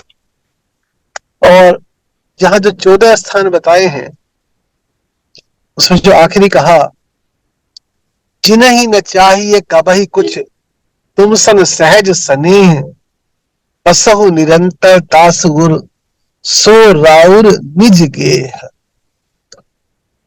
तो जिन्हें भगवान को छोड़ के कुछ नहीं चाहते, भगवान से कुछ नहीं चाहते, भगवान को ही चाहते हैं, ऐसे लोगों के लिए कहा गया कि उनका हृदय स्थली भगवान का वो परमानेंट एड्रेस है, स्थायी निवास है, क्योंकि भगवान वहां से छोड़ के कभी जाते नहीं। तो भगवान को ही चाहे, भगवान से ना चाह के भगवान को ही चाहे। तुझको मांगू मैं तुझी से कि तू ही मिल जाए, 100 सवालों से यही एक सवाल अच्छा है।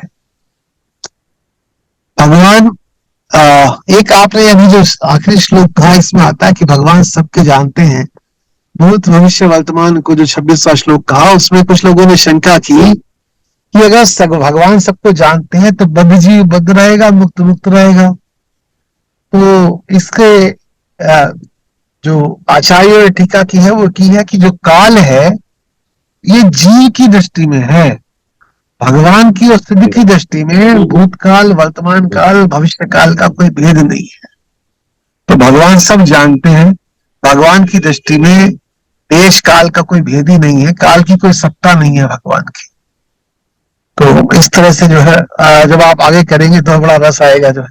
और आप जल्दी ना करें, आराम आराम से करें, ये तो रस लेने की चीज है, इसमें जल्दी क्या करना है। जो मेरे मन में था कि मैं कभी जो गीता का मुख्य प्रतिपाद्य विषय है, वैसे तो प्रतिपाद्य विषय अलग अलग आचार्यों ने अलग अलग कहा, कुछ ने शोक निवृत्ति कहा, कुछ ने शरणागति कहा, कुछ ने भक्ति कहा, कुछ ने ज्ञान कर्म मिश्रित भक्ति कहा, कुछ ने कर्म प्रधान भक्ति कहा। सब आचार्यों के सभी मत प्रणम्य है, लेकिन अगर हम मोटे तौर पर देखते हैं तो सभी आचार्य एक बात में एक मत है कि ज्ञान योग, कर्म योग और भक्ति योग का निरूपण हुआ है और उनका समन्वय हुआ है, और भक्ति योग में अंततोगत्वा ज्ञान योग और कर्म योग का पर्यावसान है। अगर हम संक्षेप में कहना चाहें तो यही आता है। तो मेरे मन में एक बात आ रही थी, मैं शरणानंद जी महाराज को पढ़ रहा था। शरणानंद जी महाराज ने बड़े विलक्षण रूप से इन तीनों का समन्वय किया है। उनके हर वाक्य में इन तीनों रूप का समन्वय है। मेरी आवाज आ रही है? क्योंकि मैं शायद गाड़ी में हूँ। आ रहे। ठीक। तो मेरे मन में ये था कि मैं ज्ञान का, भक्ति का और कर्म का एक बहुत सूक्ष्म समन्वय करूं। तो जब आप आज्ञा करेंगे मैं इसमें जो है 5 मिनट में चर्चा करना चाहूंगा, क्योंकि वास्तव में सब लोगों की रुचि अलग अलग है, अधिकार भेद अलग अलग है। जो तत्व ज्ञान योगी को मिलता है वही कर्म योगी को मिलता है और वही भक्त को मिलता है। हाँ, इतना जरूर है कि ज्ञान योगी और कर्म योगी की मुक्ति होती है, लेकिन भक्ति को उसके साथ प्रेम भी मिलता है। अस विचार जे भगत सयाने मुक्ति निरादर भगत इलवाने, प्रभु मोहि देन कहा सब सही, भगति आपनी देन न कही। तो भगवान की भक्ति ऐसी है कि उसके सामने मुक्ति का रस जो है, मुक्ति का रस शांत रस है, अखंड रस है। ज्ञान में अखंड रस है, कर्म योग में शांत रस है, लेकिन भक्ति में प्रतिक्षण वर्धमान प्रेम है। दिने दिने नवम नवम नमामि नंद सुंदरम, मिले रहो मानो कबहू मिले ना। तो जो प्रतिक्षण बढ़ता रहे, एक ऐसी चीज है कि पानी कभी घटे नहीं, प्यास कभी बुझे नहीं, प्यास भी बढ़ती और पेट कभी भरे नहीं। पेट के भरे। ये भक्ति का रस है। तो अभी आप कहते भगवान को कौन जान सकता है, तो भगवान को अगर ऐश्वर्य रूप से कहे तो भगवान मानने दीजिए। भक्ति योग अलौकिक निष्ठा है। भक्ति योग जान, देखिए जितनी भी चीजें हैं गीता में, क्षर, अक्षर और पुरुषोत्तम, परा अपरा भगवान, इसके रूप में 3 चीजें कही हैं। जगत कहा है, जीव कहा है और परमात्मा कहा है। इन 3 का विवेचन मिलता है। तो और इन तीनों का समन्वय करके कहा कि एक जगह कहा प्रकारांतर से कि सत्य सत्ता ना सतो विद्यतो भावो ना भावो विद्यते सत्य। दूसरी जगह कहा गया कि सत भी मैं ही हूं, असत भी मैं ही। और तीसरा कहा कि ना मैं सत हूं ना मैं असत हूं, उससे परे हूं। और फिर आखिर में कह दिया गया वासुदेव सर्व। तो इसमें 2 निष्ठा, वो लौकिक निष्ठा हुई और भक्ति की निष्ठा जो वो अलौकिक निष्ठा है। और हमारे अंदर 3 शक्ति हैं, जानने की शक्ति, मानने की शक्ति और करने की शक्ति। तो करने की शक्ति का सर्वश्रेष्ठ सदुपयोग कर्मयोग में है, जहां अपने कर्तव्य की रक्षा है और अपने अधिकार का त्याग है। कर्मयोग का मूल तत्व सेवा है और कर्मयोग में किसी को बुराई रहित होना कर्मयोग का मूल तत्व है। अच्छाई करने का उतना महत्व नहीं है कर्मयोग में जितना बुराई छोड़ने का है। अपनी जानी हुई बुराई को त्याग करना कर्मयोग का मूल तत्व है। किसी को बुरा नहीं देखना, किसी को बुरा नहीं समझना, किसी को बुरा नहीं करना। को न को सुख दुख कर दाता, निज कृत कर्म भोग सब भ्राता। कर्मयोग सूक्ष्म में इतना कह के, ज्ञान योग में मैं हूं, हम सब जानते हैं मैं हूं। मैं हूं ये इस बात को सिद्ध करता है कि मैं हूं। अब ये जो मैं मिट जाए, ये जो अहंकार है, ये मैं हटते ही हूं है में बदल जाता है। मैं, तू, यह, वह, इसमें ये सब समाप्त हो जाते हैं। वस्तु, व्यक्ति, सामर्थ्य और सामग्री, ये सब जगत का विषय है और स्वयं परमात्मा का अंश है। तो ज्ञान योग का मूल तत्व यह है कि मैं क्या हूं, खुद को जानना ज्ञान योग है। अपने स्वरूप में स्थित होना ज्ञान योग है। और जब उस स्वरूप में स्थित होता है तो प्रकारांतर से ज्ञानी प्रेम के लिए तड़पता, कोई प्रेमी ज्ञान के लिए तड़पता नहीं देखा गया। तो जो मिलने बिछड़ने वाला है उसको अपना न मानना, ये ज्ञान योग का मूल तत्व है। जो मिलने बिछड़ने वाला यानी शरीर और संसार, शरीर संसार को अपना न मानना और अपने लिए न मानना, ये ज्ञान योग का मूल तत्व है कि जो मिलने बिछड़ने वाली वस्तु है वो अपनी नहीं होती, जो स्थिर रहने वाली है वो अपनी है। तो भगवान ही अपने हैं। ये ज्ञान योग में अंततोगत्वा स्वरूपानुसंधान करते हुए, तत्वानुसंधान करते हुए, आत्म साक्षात करते हुए भी आदमी इसी निष्कर्ष पे पहुंचता है। तो जो अपने पास मिला हुआ है उसका दुरुपयोग ना करे, उसका सदुपयोग करे और भगवत अर्पण करती है। और तीसरी निष्ठा जो है भक्ति योग है। मैं भगवान का हूं, भगवान मेरे हैं, मैं जैसा भी हूं भगवान का ही हूं, भगवान जैसे भी है मेरे हैं। ये प्रेम को देने वाली है। भगवान भक्ति योग मानने का विषय है, स्वयं को जानना है, संसार को जानना है, जीव और जगत जानने के विषय है, और भक्ति मानने का विषय है, श्रद्धा विश्वास का विषय। पिछली बार आपने बहुत भगवान शंकर पार्वती का प्रसंग देकर ये व्याख्या की थी कि भगवान मानने के विषय, श्रद्धा विश्वास के विषय। भवानी शंकरो वंदे श्रद्धा विश्वास रूपिणो, ये आभ्याम बिना न पश्यन्ति सिद्धा स्वांतस्थ ईश्वरम। इतना कह के मैं अपनी वाणी को विराम देना चाहता हूँ। समय बहुत हो गया है। बहुत सुनने में जो आनंद आता है, बोलने का एक वेग है, वो आप शांत करा देते हैं। नहीं तो बोलना क्या है, जो भगवान कह दे कहलवा दे वही कहना है, और अपने से में कुछ कहना सुनना है नहीं। एक दिन एक्सक्लूसिव सेशन रखा जाएगा जिसमें सिर्फ आप कहेंगे और हम सुनेंगे। नहीं नहीं, ऐसा नहीं, लेकिन मन में ये आता है जी। कि कुछ चीजें कल्याण कैसे हो, वो कल्याण की भूख कैसे जगे, और देश काल परिस्थिति का सदुपयोग करते हुए हम वर्तमान में जहां पर है अपना कल्याण कैसे कर सके।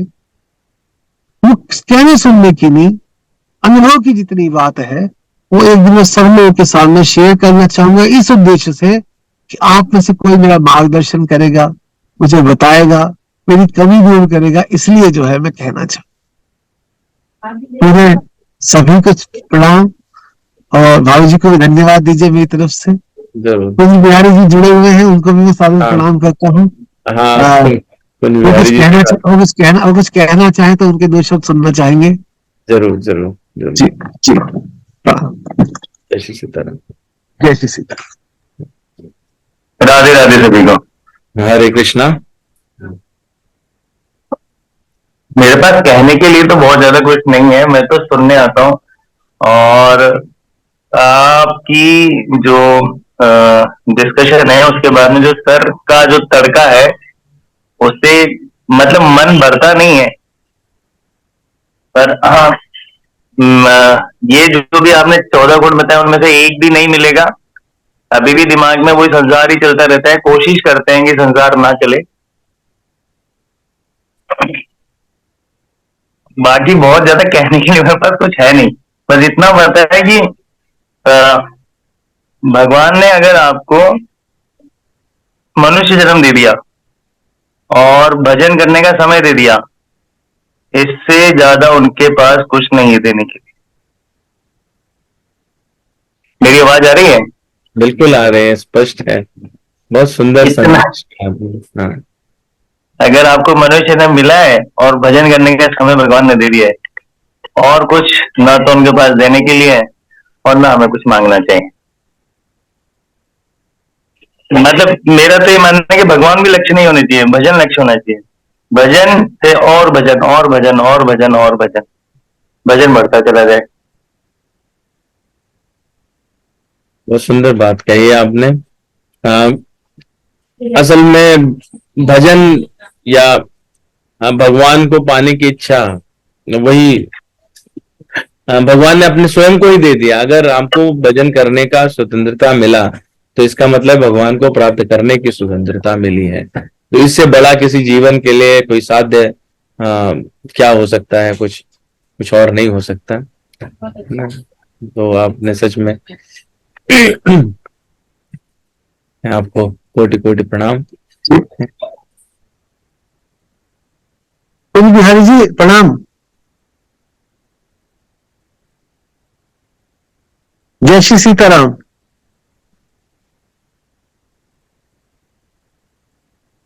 मेरी आवाज आ रही है त्रिपाठी जी? हाँ, आपकी आवाज आ रही है स्पष्ट, लेकिन कुंज जी जो है वो शायद उन्होंने म्यूट कर लिया है। अरे हाँ नहीं, कोई नहीं अपने को। हाँ मैं बताइए। नहीं, आपने अभी कहा ना कि भजन अग्रदास बिन भजन बिन काल वृथा नहीं बीतते हो। जी सर। तो भगवान का भजन,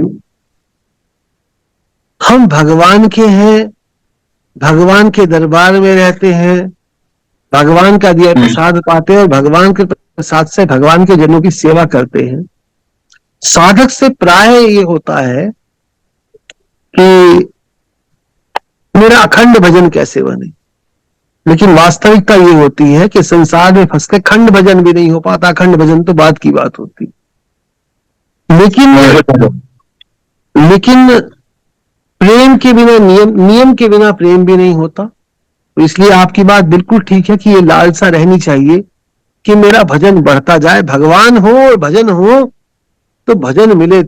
जैसे ये दृष्टांत है कि हनुमान जी ने कहा कि नहीं जई हो साकेत, हम भरते ही रहे, आपकी कथा सुनेगी, आपका भजन मिलेगा। वैकुंठ में भजन नहीं मिलेगा साकेत में।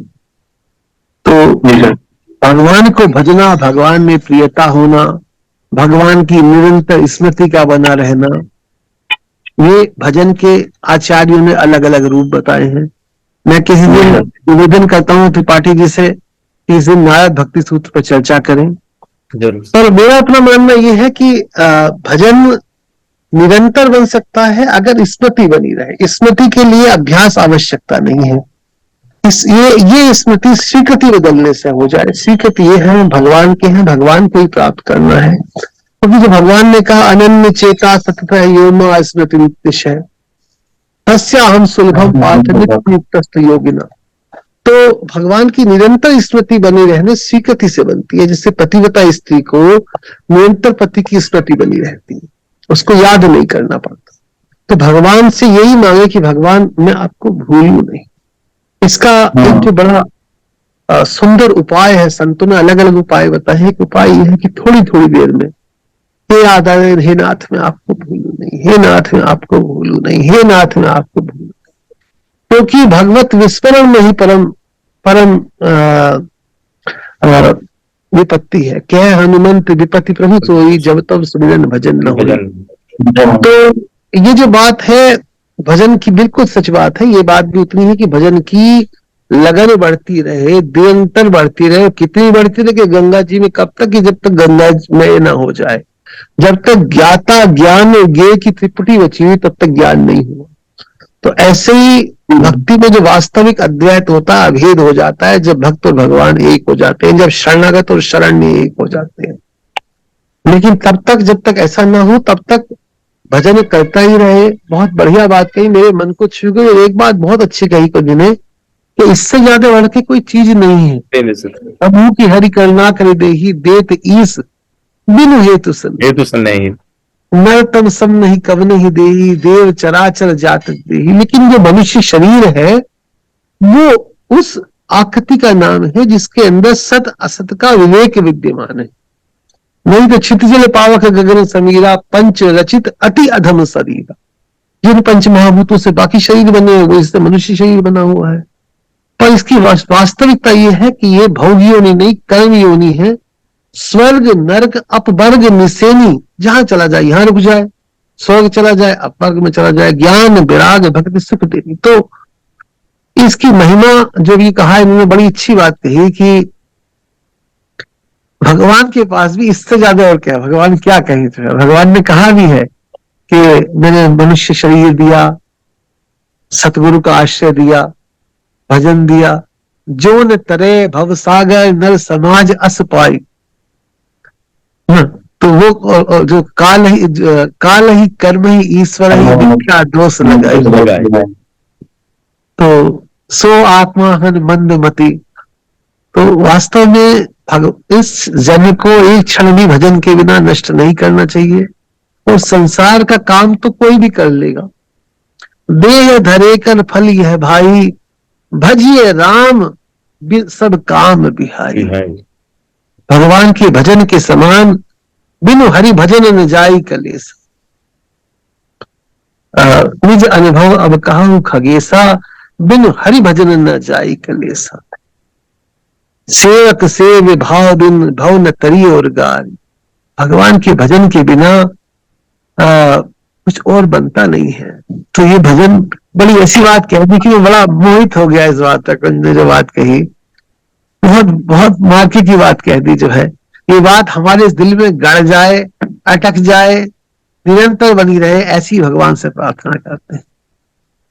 आप जो ये कर रही हैं रामचरितमानस और गीता का समन्वय, त्रिपाठी जी, बहुत बहुत मुझे मधुर लगता है। जैसे आप बोलते हैं, बड़ा अच्छा आज जो है वाल्मीकि प्रसंग लिया। या तो हम ये कर सकते हैं कि रामचरितमानस के जो प्रसंग है, जी जो मार्मिक प्रसंग है, वैसे तो सारा ही मार्मिक प्रसंग है, पर उन मार्मिक प्रसंगों पर एक एक करके चर्चा करें और उसी तरह से साथ में गीता जी पे चर्चा रहे। और कोई सत्य जो है वो नारायण भक्ति सूत्र पर बिल्कुल मुझे बहुत प्रिय है, उस बहाने उस व्याज से भगवान का कुछ गुणानुवाद हो, भगवान की चर्चा हो।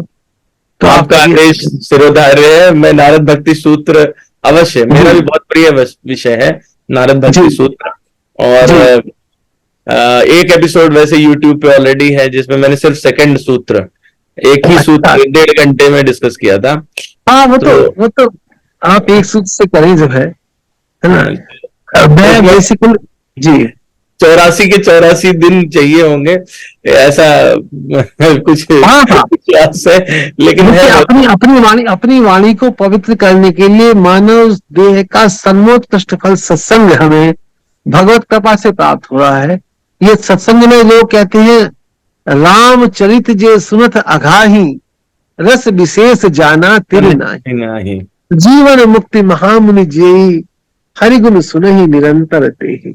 तो आमतौर कहते हैं कि अभी काम है, अब बहुत देर हो गई, जब समय लग गया, तो वो विशेष रस जानते नहीं है। ये तो ऐसा रस है जिसमें 24 घंटे निमग्न रहे। और सत्संग न किसी प्रारब्ध का फल है, न पुरुषार्थ का फल है, विशुद्ध भगवत कृपा का फल है, विशुद्ध भगवत कृपा का फल है। तो ऐसे और जो इस तरह से बातें, जैसे अभी कोई बात कही ना, उस बात को सोचते सोचते बड़ा रोमांच हो जाता है। तो भजन की प्रियता, भजन में प्रियता रहे, और भगवान के पास भी भजन से बढ़ के कोई बात नहीं है। इस बात की पुष्टि होती है जब भगवान ने प्रभु मोहि देन कहा सब सही, भगति आपनी देन न कही। और जब भक्ति मांगी, अविरल भक्ति विशुद्ध तव सुति पुराण जही गाओ, जय खोजत जोगी सुनी तव प्रसाद कोई पाओ। तो भगवान ने कहा, अरे वायस तो बड़ा सयाना हो गया सुन परम सयाना, काहे न मांग सी अस वरदाना है। तो भगवान की जो भक्ति, इससे श्रेष्ठ कुछ है ही नहीं। लाभ की कछु हरि भक्ति समाना। एक प्रसंग आता है जहां जब मुनि वशिष्ठ उपदेश कर रहे हैं कि सोचनीय नहीं कौशल राऊ, वहां उन्होंने कहा है कि इस राजा के लिए शोक करना चाहिए, इसके लिए, इसके लिए, है ना, उस जाति के लिए जो प्रपंच करता हो, बहुत सारे एक बात कहिए, भय विस्तार वैसे नहीं जा रहा हूं, है ना। उन्होंने कहा कि सब विधि सोचनीय सो सोई, सुन छाड़ छल हरिजन। जब तक भगवान सब छल कपट छोड़ के भगवान का भजन नहीं करता, तब तक जीव का सपने में भी कल्याण नहीं होता। तो भजन की महिमा ऐसी है, भगवान को भजना सब साधनों का सार है। भगवान का भजने से ही भगवान को प्रियता मिलती है और भगवान को जाना जा सकता है, क्योंकि भगवान उनकी कृपा से जाना जा सकता है। भगवान को बुद्धि से, असत से तो जान ही नहीं सकते, स्वयं से जान सकते हैं ना। मन बुद्धि इंद्रिय से तो जान ही नहीं सकते हैं। ये खास बात है ज्ञान योग की, कर्म निरपेक्ष साधन जो है, कभी इस पर चर्चा करेंगे जी। तो मैं तो आपको देर कर रहा हूँ, बहुत देर कर रहा हूँ जो है। नहीं, मुझे इंतजार रहता है जो है कि इस तरह से, जैसे अगर हम बात करें, बहुत उस समय मैं गाड़ी में था, गाड़ी में शोर भी हो रहा था, मेरे साथ 3-4 लोग बैठे हुए थे, तो बस सब लोग कुछ क्या कहूँ, जैसे मेरे मन में मैंने कुछ बहुत ये सोची थी, बहुत छोटी सी, ज्ञान योग, कर्म योग, भक्ति योग की बात कर रहा था। अगर आप कहें तो फिर से एक बार अपने लिए दोहरा दूं। देखिए, ज्ञान योग आध्यात्मिक साधना है, कर्म योग भौतिक साधना है और भक्ति योग आस्तिक साधना है। ज्ञान योग में परमात्मा से एकता है, भक्ति कर्म योग में परमात्मा से समीपता है और भक्ति योग में परमात्मा से अभिन्नता है। ज्ञान में तात्विक संबंध है, कर्म में नित्य संबंध है और भक्ति योग में आत्मीय संबंध है। मेरे हैं आप जान में त्याग ही वही रघुवीर भरोस। उसने कहा अखंड रस है ज्ञान में, कर्म में शांत रस है और अनंत रस है, प्रतिक्षण वर्धमान रस है। ज्ञान योग में अक्षर की प्रधानता है, कर्म योग में क्षर की प्रधानता है और भक्ति योग में पुरुषोत्तम की प्रधानता है। ज्ञान योग अपने लिए उपयोगी है, कर्म योग संसार के लिए उपयोगी है और भक्ति योग की ऐसी महिमा कि भगवान के लिए उपयोगी बन जाता है, भगवान के लिए, भगवान को सुख देने वाला हो जाता है। ज्ञान योग में अहंता को मिटाना है, कर्म योग में अहंता को शुद्ध करना है और भक्ति योग में अहंता को बदलना है। कैसे अहंता का? कि अहंता का त्याग करना, उधर कामना का त्याग करना और उधर ममता का त्याग। ज्ञान योग में अहंता का त्याग, मैं मेरेपन का त्याग, कर्म योग में कामना का त्याग और भक्ति योग में ममता का त्याग। सब कर ममता तागीदार। ज्ञान योग में अपना आश्रय है, स्वाश्रय है, इसलिए अहम ब्रह्मास्मि कहा गया। कर्म योग में कर्तव्य का आश्रय है, सिद्धम सिद्धो का समूभूता समत्वम योग उच्यते और भक्ति योग में भगवान का आश्रय है। और ज्ञान योग में स्वरूप परायणता है, कर्म योग में कर्तव्य परायणता है और भक्ति योग में भगवत परायणता है। ज्ञान योग में विवेक की मुख्यता है, भक्ति योग में विश्वास की मुख्यता है और कर्म योग में क्रिया की मुख्यता है। एक जानने की शक्ति है ज्ञान योग में, एक करने की शक्ति है तो कर्म योग है, और मानने की शक्ति श्रद्धा विश्वास वो भक्ति योग है। एक में ज्ञात ज्ञातव्य हो जाता है, एक में कर्तव्य हो जाता है और एक में प्राप्त प्राप्तव्य हो जाता है। ऐसे बहुत सारी चीजें हैं कहने सुनने के लिए। जो भी का सुना कहा है, मेरा इसमें लेश मात्र भी नहीं है। जो संतों से सुना, जो कुछ संतों से सुना तुम्हें सुना वह सोई। तो मेरा मानना यह कि अगर इनका निरूपण करें तो गीता की एक व्याख्या ऐसे भी कई संतों से मैंने सुनी है जो हर श्लोक की ज्ञान परक, भक्ति परक और कर्म परक व्याख्या करते जी। मैंने कभी बहुत पहले कुछ नोट्स भी बनाए थे, अगर मुझे मिल गए, अभी याद तो रहता नहीं है, लेकिन ये मैंने बड़ा विलक्षण देखा था। और शरणानंद जी महाराज कभी श्लोक संख्या लेके नहीं करते थे, लेकिन वो ऐसी विलक्षण व्याख्या किया करते थे। करपात्री जी महाराज भी ऐसी विलक्षण व्याख्या किया करते थे। ऐसे सभी आचार्यों के चरणों में प्रणाम करते हुए मैं बोलता हूँ, त्रिपाठी जी आप सेशन को बंद करें। अपनी आकांक्षा ये रहती है कि सेशन बंद ना हो जी, लेकिन आपके यहाँ गेस्ट भी बैठे होंगे जो है, तो उन्हें भी लगता हो कि ये आदमी जो है कहीं कुछ ऐसा मैं अनर्गल बोल जाए तो आप निसंकोच टोक दिया करें, कि बोलने का वेग होता है तो कहीं शास्त्र अनुकूल ना हो, संत अनुकूल ना हो, लोक अनुकूल ना हो, तो आप बरस दिया करें जो है। सर आपको सुनते हुए ऐसा लगता है जी मैं रामसूत्र जी महाराज को सुन रहा हूँ। मतलब मैं उनके प्रवचन बहुत सुनता हूँ, जब भी मेरे को लगता है मेरे को उन्हीं की जगह झलक नजर आती है। मेरे जीवन में कुंज भैया जो कुछ है अच्छा, जो कुछ श्रेष्ठ है वो परम श्रद्धेय स्वामी जी महाराज का ही आशीर्वाद है। इसके अतिरिक्त मेरे पास तो कुछ नहीं। मेरे पास जो भी कुछ है, जितनी भी बात कहता हूं, ये सब स्वामी जी महाराज का ही उच्छिष्ट है। मेरे पास अपना कहने के लिए कुछ भी नहीं है। और ये गर्व की बात है कि मैं स्वामी जी महाराज का हूं। उन्होंने कृपा करके अपना लिया और आज भी कहीं गए नहीं। संत जैसे भगवान अभी है, यही है, अपने में है, अपने हैं, ऐसे ही संत भी, गुरु भी और भक्ति भी अभी है, यही है, अपने में है और सबसे खास बात अपने है। ये तो आपने इतनी बड़ी बात कह दी, मैं इसके योग्य नहीं हूं। स्वामी जी महाराज का आपने मुझे स्मृति दिला दी, मैं आपके चरणों में सादर प्रणाम करता हूं। ये बड़प्पन है आपका। नहीं नहीं नहीं, बड़प्पन नहीं है। जो है कोई बात आप जानते हैं, जो है अपनी जो अपने गुरु सब करूं बड़ा ही पता कथा पार नहीं है। इतने पर जो करही असंका मोते अधिक तो जड़ बल रंग का। तो अपनी जानते हैं, लेकिन कोई बात नहीं। लेकिन जैसे भी है ना, यद्यपि जन्म कुमात बस मैं सठ सदा सदोष, पर आपन जान न त्यागही वही रघुवीर भरोस। भारत खेल जितावही मैं जानहु निथ नाथ स्वभाव, अपराधिन पर कोहु न काऊ। रहती ने प्रभु चित चूक किए की, करत सुरत 100 बार ही की। भगवान का स्वभाव ऐसा है। कह सखा निज कहूं स्वभाव, जान भुसुंडी संभु गिर जाओ।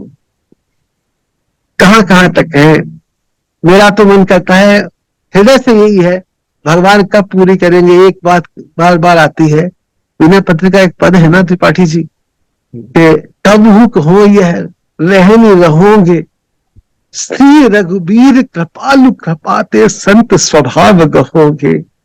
जथा लाभ संतोष सदा काहू सो कछु न चहोगे। तो ये जो संतों वाली रहनी है, ये भगवान की कृपा से संभव है, उद्योग से संभव नहीं है। भगवान की कृपा करें या भगवान के प्राण प्यारे संत कृपा करें। हेतु रहित जग जुग उपकारी, तुम्हारे सेवक असुरारी। संसारियों की तो यही है कि सुन मुनि सब करिए है रीति, स्वार्थ लाग करें सब प्रीति। तो बिना स्वार्थ के तो हेतु रहित जग जुग उपकारी, तुम समान सेवक असुरारी। सोई भरोस मोरे ढड आवा, यही में सुसंग बड़प्पन पावा। तो आप लोगों का सुसंग है तो मेरे जैसी धूल भी तर जाएगी, इस बार मुझे विश्वास है। सत्संग की महिमा ऐसी है। बहुत परम आह्लाद हो रहा है, इतना प्रसन्नता हो रही है मन में, इतना आमोद हो रहा है, इतना आमोद हो रहा है कि मेरे पास शब्द नहीं है। और स्वामी जी महाराज कहा करते थे कि सत्य गुण का भी सुख लेना नहीं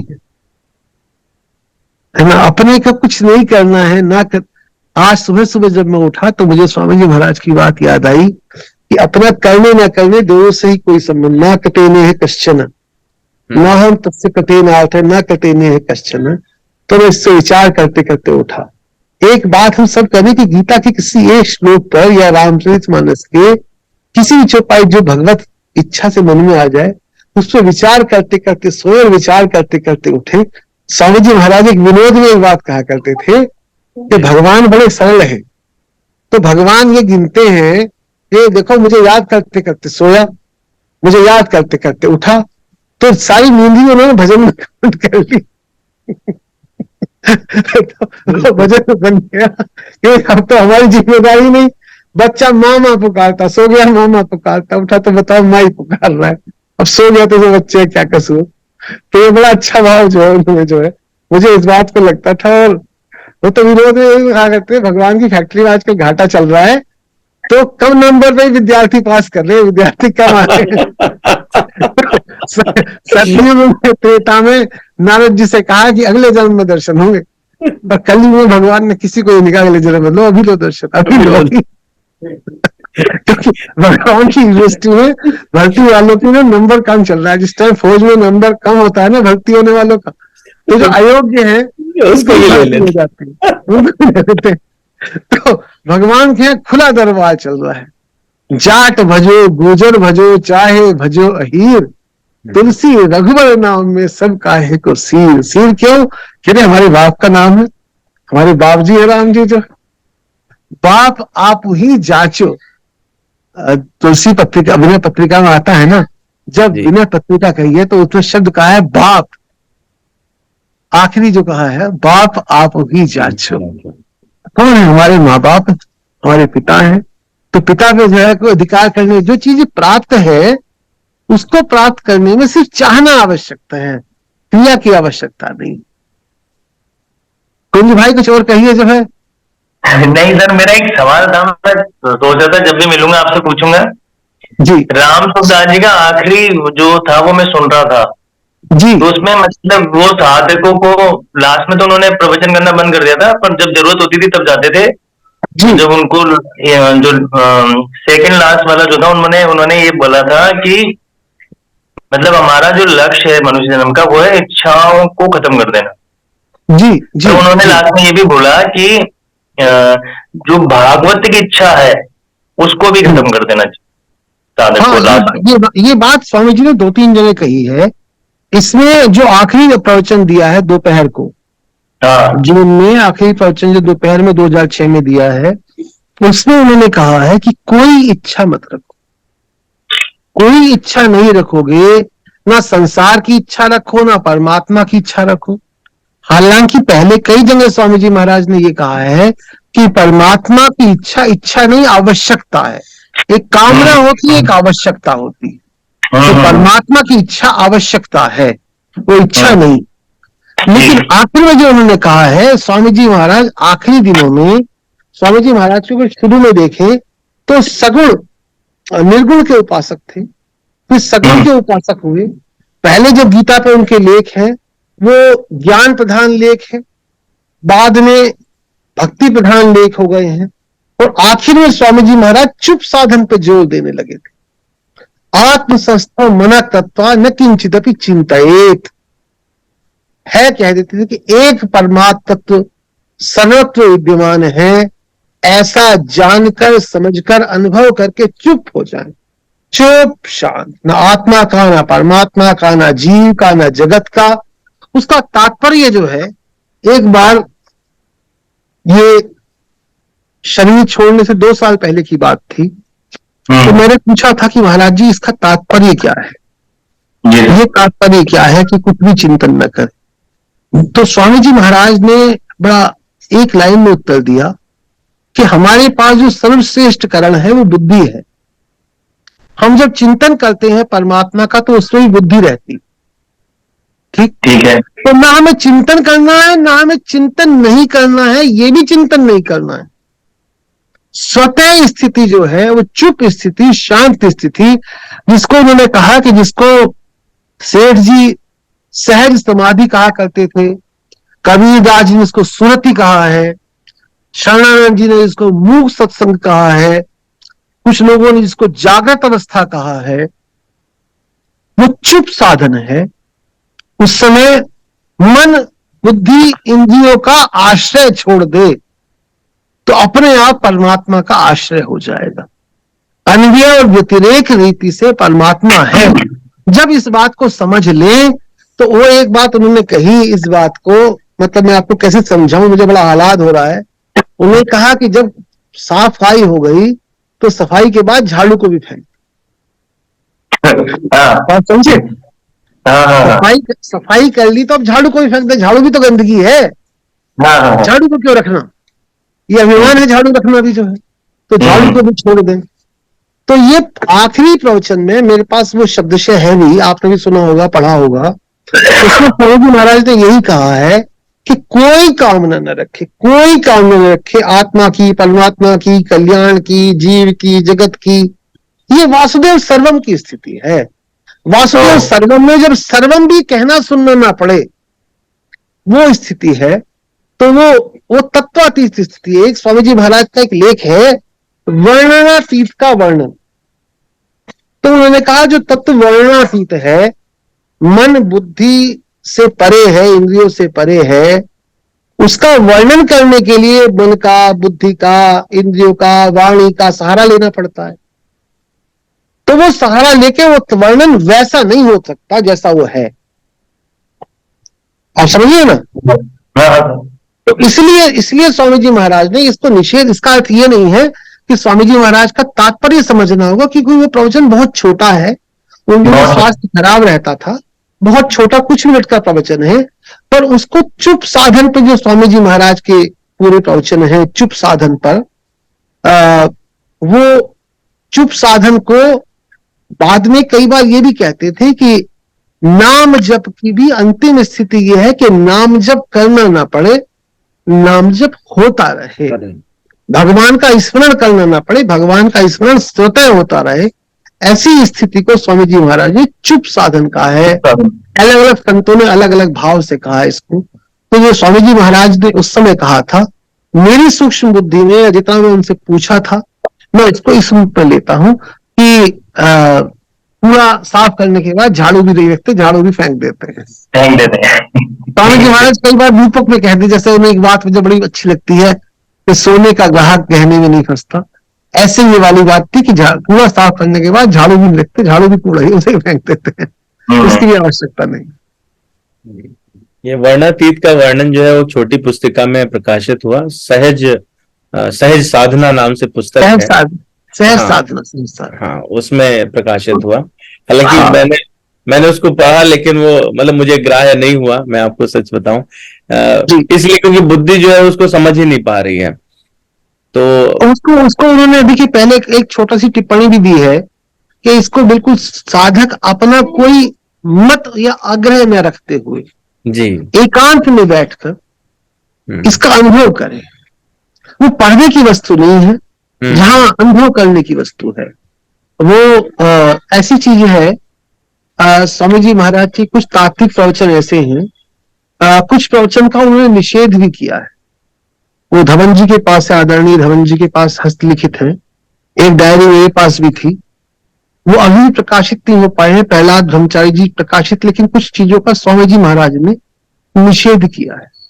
उसमें निषेध ये भी है एक कि वो अगर बहुत, जैसे एक बार उन्होंने कहा है कि अपने में आड़ मत लगो, भगवान की प्राप्ति होगी क्या, भगवान की प्राप्ति तो है, लेकिन वो एक चीज उन्होंने जैसे कही थी कि अपने में कभी कसौटी मत लगाओ। मेरे पास वो प्रवचन होगा, वो कहीं प्रकाशित नहीं हुआ है, वो रिकॉर्डेड है कि अपने में कसौटी मत लगाओ, कृपा निधान कसौटी, खरी खोटी कसौटी लगा के खरे सोने को खोटा मत करो। काम तो बना बनाया है, परमात्मा अभी मिलेंगे क्या, ये सब जो बात है ये ऐसी फैला दी गई है कि अमुक व्यक्ति ने अमुक वर्षों तक साधना की, इतने हजार वर्षों तक साधना की, तो हमने ये मान लिया है कि परमात्मा तत्व की प्राप्ति कोई कालांतर में होने वाली वस्तु, तो ऐसी परमात्मा प्राप्ति नहीं है। परमात्मा प्राप्ति तो अभी है, सद्य है, अभी है, इसी क्षण है।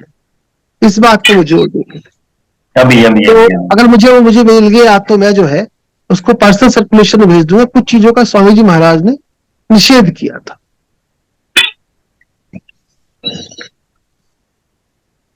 और कुछ कुंज जी, आप बड़े गूढ़ सवाल करते हैं।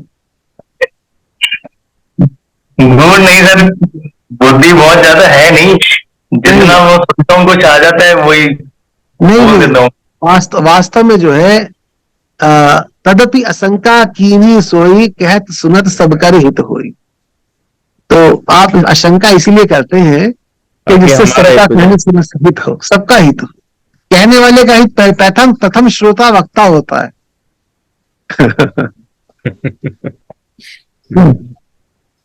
त्रिपाठी जी, इसको और थोड़ा सा जो है कभी आपका मन किया करे तो जो है दास को याद कर लिया करें, और भी बड़ा अच्छा तरीका है, क्योंकि इसमें समय बचता है और मुद्दे की बात होती है, दाएं बाएं की नहीं जो है, दाएं बाएं की नहीं।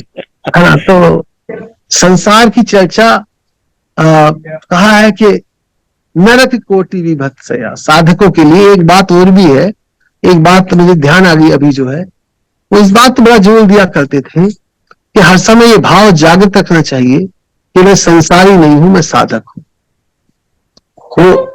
और वो उदाहरण देकर कहा करते थे कि इसमें दूल्हा होता है उसकी चाल बदल जाती, क्योंकि उस समय होता कि मैं दूल्हा हूं, ठीक।